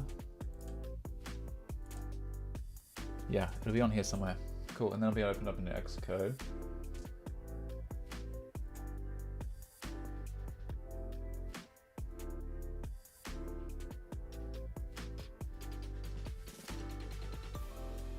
Oh gosh, I can't even find it. It might be gone.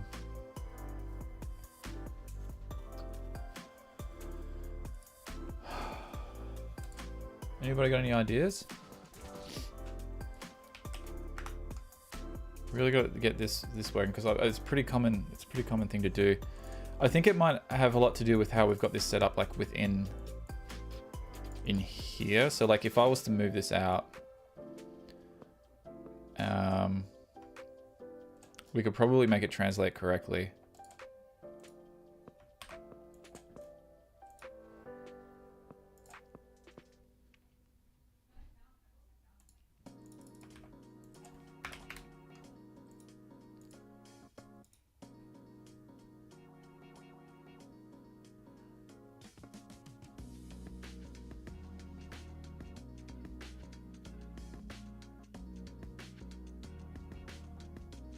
Come on.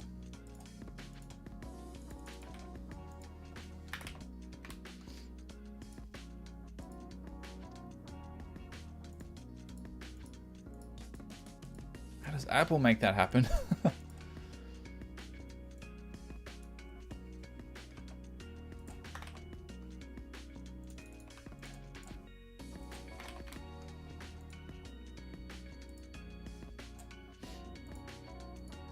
We got a little bit of a fade happening there now.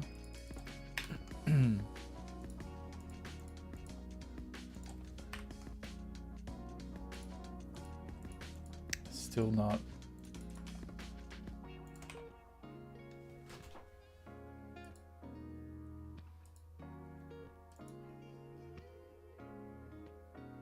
It's interesting. It takes longer because I think it's maybe because it's inside this if.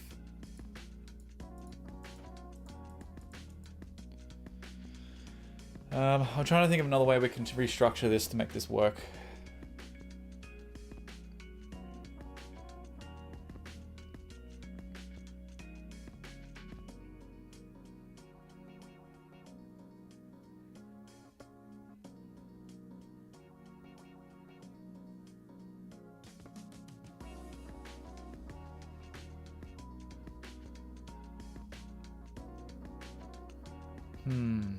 The match geometry effect would be kind of useless if we were to set it up to just, if we were to have like this rectangle outside this entire thing and just have it move on its own.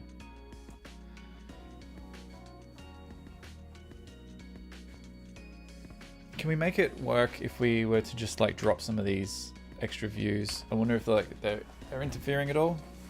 And we just have the, you know, the line will just sit over the top of the text, but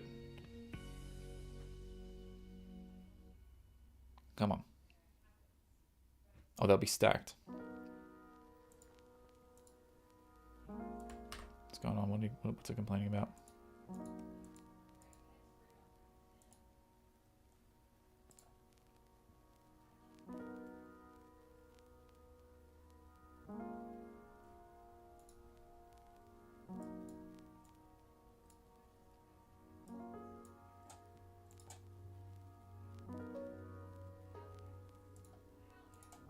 Compile, unable to type check in reasonable amount of time. Oh, come on. Isn't that tricky, is it?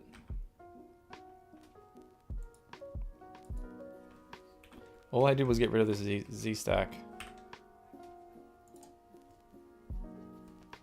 Let's just close off more stuff, I guess. Come on.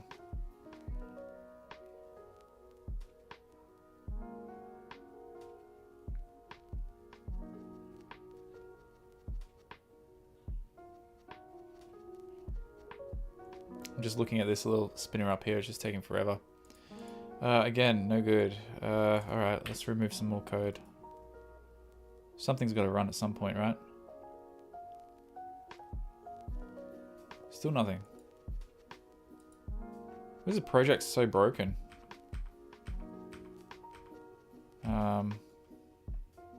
I mean, that compiles, wow.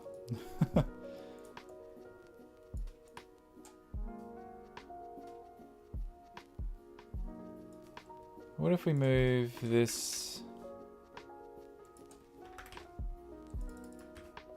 out of there, fix size on that. Okay, we're getting somewhere, I think. Get rid of that. Spring animation to see what happens.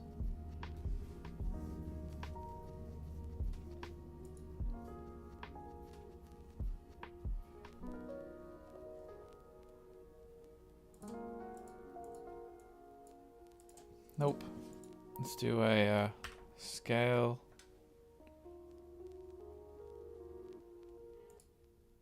Gosh, this is very slow going.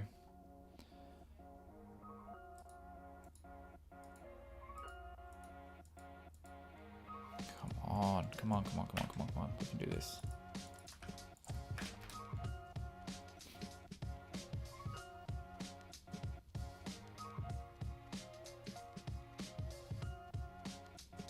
I actually like having this bar out of that button code anyway, so this is a little bit nicer.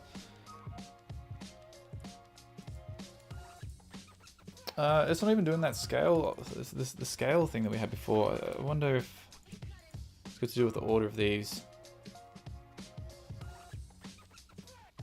I'm gonna crack this. What we got? 3.5 hours. How long have I spent on this one thing? Oh, come on. It's not even doing the little zoomy effect anymore.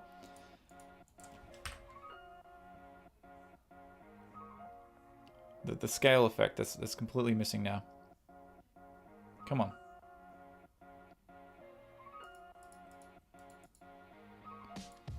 Yeah. See, the whole point of doing these live streams is that it's supposed to be quick. The first one we got through pretty fast, and I feel like that was more complex than this particular UI. And now we're just having like so many problems.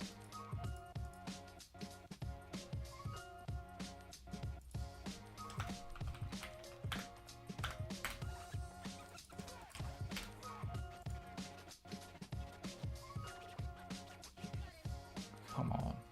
I've got other stuff I want to do today.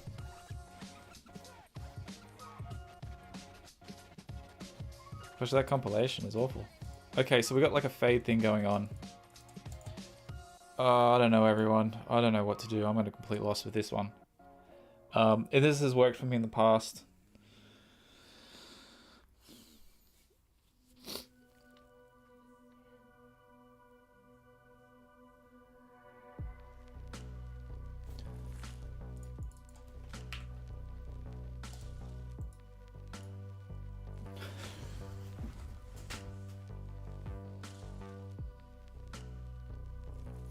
Oh my god. Did you all see that? Did you see that? No, come on. It couldn't have been that simple. Does anyone in chat know? Were they watching me the whole time and going like, you know, if you just change that ID, it would work. Oh my gosh. Look at this. Huh? Oh, it jumps back. I'm gonna take this. Take this as a bit of a win, I guess. He doesn't go backwards properly. Man, it goes forward.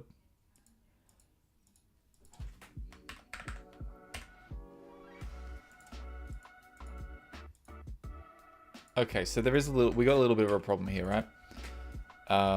With that animation. Ooh. Jumps around. I wonder if we can fix this.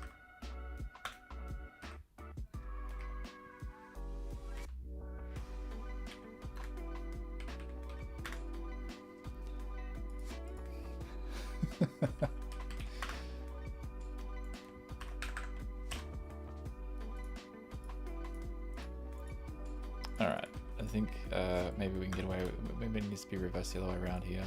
Nah. Wonder why it's doing that now.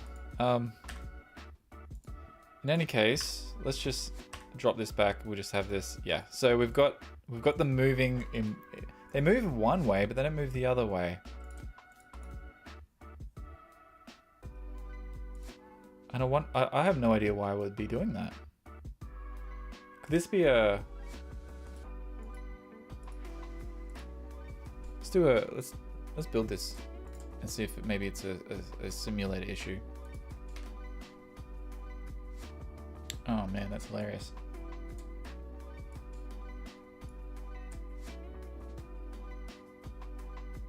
Come on.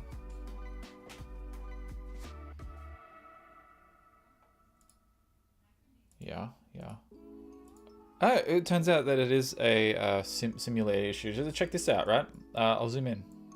It seems to be working. We can go backwards as well.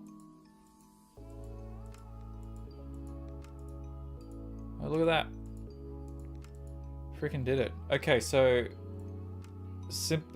rather than you know, if you're watching this, oh, you won't know if you're watching this in the future. Here's the summary anyway, right? So you're gonna watch all that stuff and you're like, oh, I could have just skipped to this part. So here we go. The problem was that I had this, the ID was changing every time. I guess it's not supposed to. I thought that's what this namespace thing was for. This stays the same, and this is what SwiftUI uses to be able to do the matching and stuff, and I figured changing the ID was something that needed to be done because you need to do it when you're doing lists and stuff anyway, right? No, this is going to be a set value. I guess the namespace would be if you wanted to change, if you wanted to have different groupings of animations. I think that's the assumption. Oh man, I'm gonna call this underline so we know underline. It's a little bit more descriptive, but yeah, you just throw on the match geometry effect, put an animation thing up there on the change of what's happening, and then man, it freaking works. Okay, so wow. Okay, I'll get this thing out of my sight.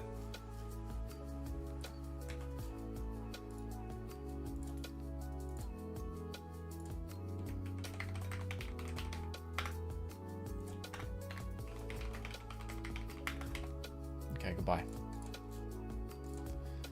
Leave me alone. Okay, so now we got to get rid of this. So I'm not using that anymore. Let's do a refresh. Cool, and we kind of looks like the design now a little bit. I think the font's different. I think they're using a different font there. What we got here? Sure, that's good enough for me. Let's just throw in this invoices thing, right? So we'll put some text down here. I've got to minimize this. This is a bit too big for me. Move that across. All right. Yeah, amazing. We did it. Okay. Invoices. Font. Title, I guess. Cool. Can we set alignment here? No, we can't. All right, that's okay. Looks like this is gonna be another V stack down here anyway, so let's go with that.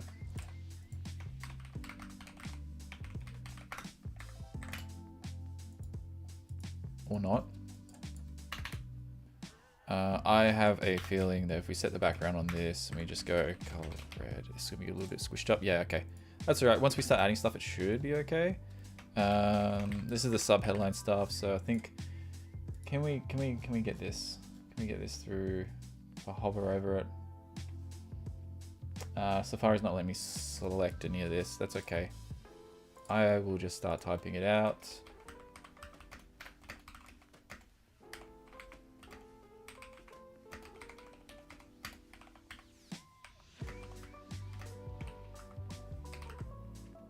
Cool. And this is going to be foreground color, secondary. And I think I'll put padding on this one rather than, you know, put padding on the top because this has got padding above and below. What is going on there? Oh yeah, we need vertical. Cool. And then on the entire thing, we'll do some padding as well. Yeah, it's probably a little bit too much. Let's go 15. That doesn't seem right.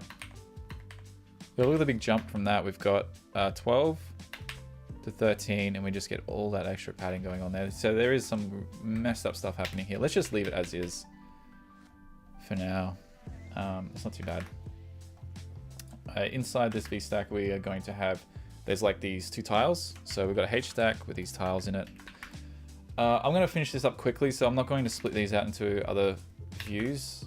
I'm just going to copy and paste the code essentially, right? So for this, we've got a H stack and we've got V stacks inside them. And then each V stack has a background, which is around a rectangle. And then we've got a stroke on that.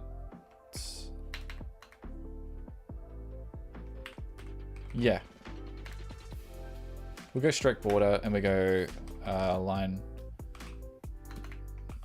width. And I think we're going, I don't know what the default line width is. It could be 1. There's probably no point putting this on there.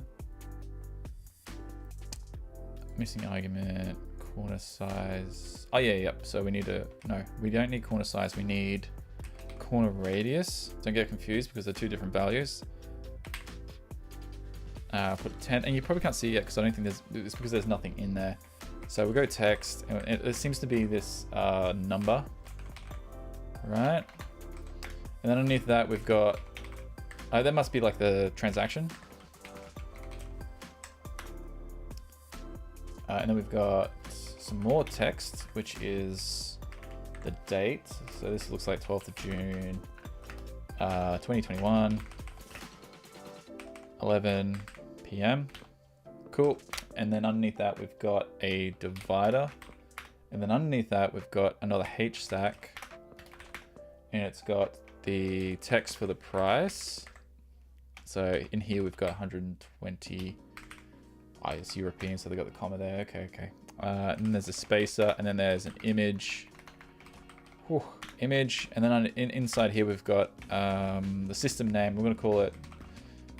Is download a thing? Download? No. Down. What have we got? It's an arrow with a line under it. Have we got anything like that? Oh yeah. Down arrow to line. Copy name. That's pretty close. Foreground color, this is secondary. Let's make this a little bit bigger.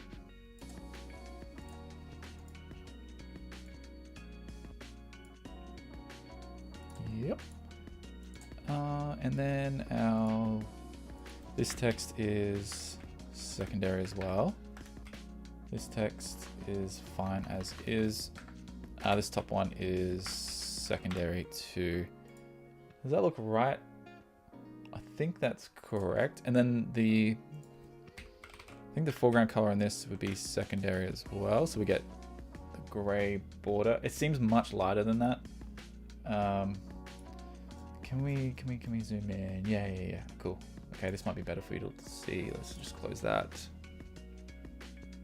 Move this across and then move that back over. Okay. Here we go.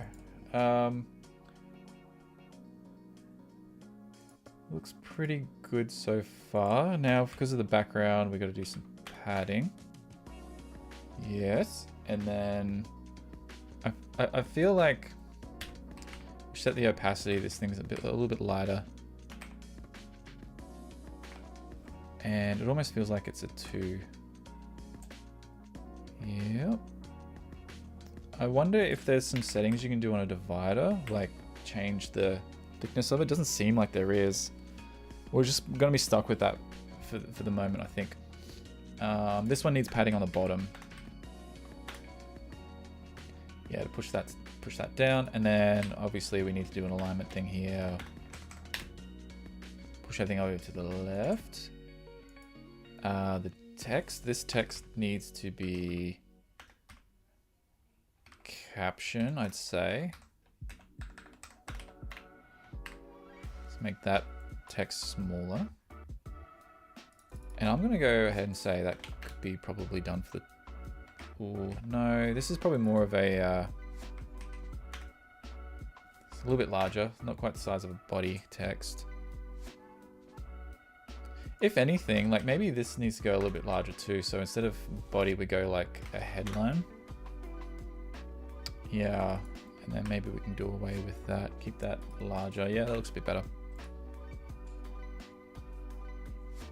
So the padding bottom, yes. What do we got up here? We probably put a little bit of spacing on here. That looks a bit better. This text down here, I think is headline as well. Yeah, I think that's That's about right. That looks about right. And look, I know I said I wasn't going to move this out, but I think I will.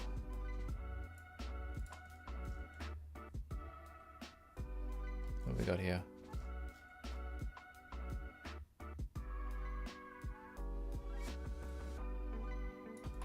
This whole thing. Let's call this a tile. But I'm not going to like pass values through. Okay, I'm just going to, just so we can keep it clean. So like this is what, you know, what's going to go in there, and then we'll just add 2 of them, I think, side by side, and then we can add some padding to this, I think, and that kind of works. Let's get a better view of this. Well, you know, it's pretty close. Once again, it's using like a cooler grays, whereas iOS seems like iOS Apple favors the warmer grays. It kind of works. They're a bit too wide, so I think we can get away with that by adding like maybe a little bit more padding. I think if we add padding to the top one, we'll get that. I'm trying to understand why we're getting some broken padding here too, over here. I wonder if it's different in the simulator than in the. Well, they're both simulator. It's kind of weird, right? Like this is a simulator, and the preview is a simulator as well. So I was calling them both the same thing earlier, and thinking this was the device, but that's not true. But yeah, it looks like we're getting some strangeness going on with the padding on this.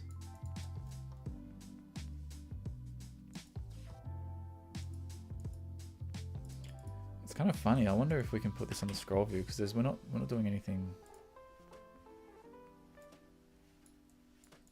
I mean, you've got your.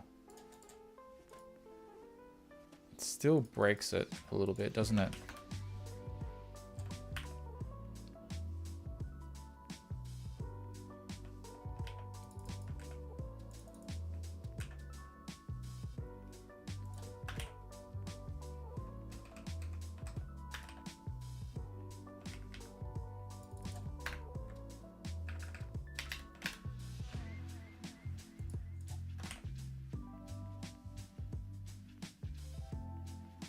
Why is that pushing it across?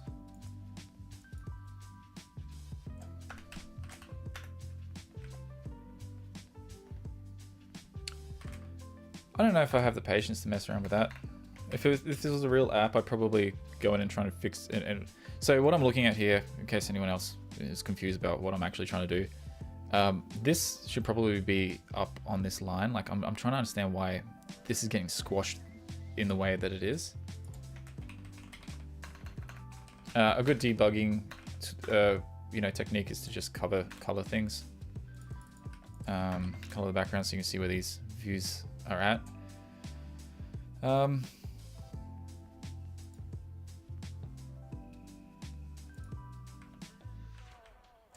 it's a bit strange, isn't it? Isn't that? I don't know. Doesn't matter. I got that looking okay. Let's add instead of doing the padding between these, I'm just going to add some spacing in here.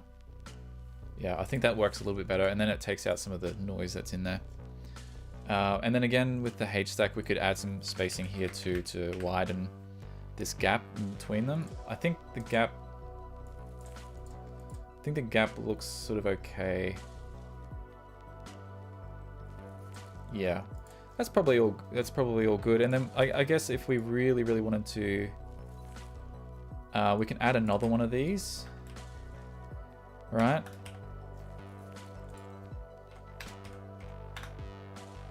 Right. Do some horizontal. Cool. And then we'll just do one. We'll just do one because that's all we can see. And then we'll just set the opacity to something like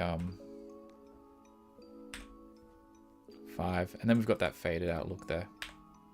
I don't know why they wanted to do that. Maybe when you start scrolling, they come into view, like the color changes on them or something. Maybe that was the intention. But I think we've done it, really, haven't we? Is that good enough? Do I have to go up and like add little rectangles to these? You know, square around these buttons. I think someone's probably thinking yes. We go to the header view.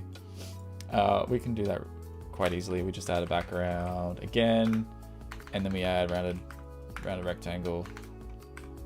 Corner radius, I think we probably go as far as doing 10, right? Stroke border, it's probably good enough. Padding.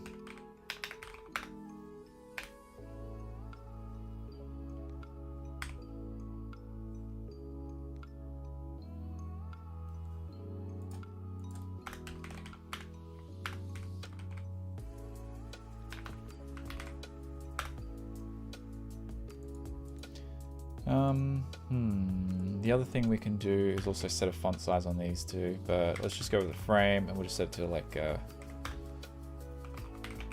don't know. It's a good size. 40? Cool. All right, let's do that. And width, and we'll set the height. Oops, we got to do it this way, yeah, and then we get that extra. Yeah, cool. So we keep readjusting 20. It's going to look different because I think the 3 lines that we've got. I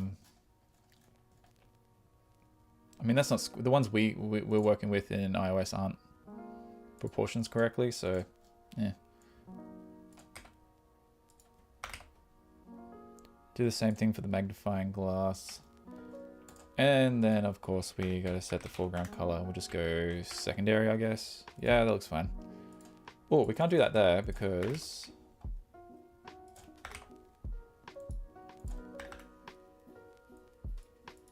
and my spending, I guess this is headline. Font, headline. Okay, let's go back to the main spending screen and we'll just update this. I think this is title, but we want to kind of make it bold. I think that's good enough. I don't know. What does everyone else think? Happy with that? Ship it. Yep. Let's do it. Finished charts screen. Let's just go with that. And I'm pushing that up. And that's it. I want to go get some lunch, I think. But we have finished.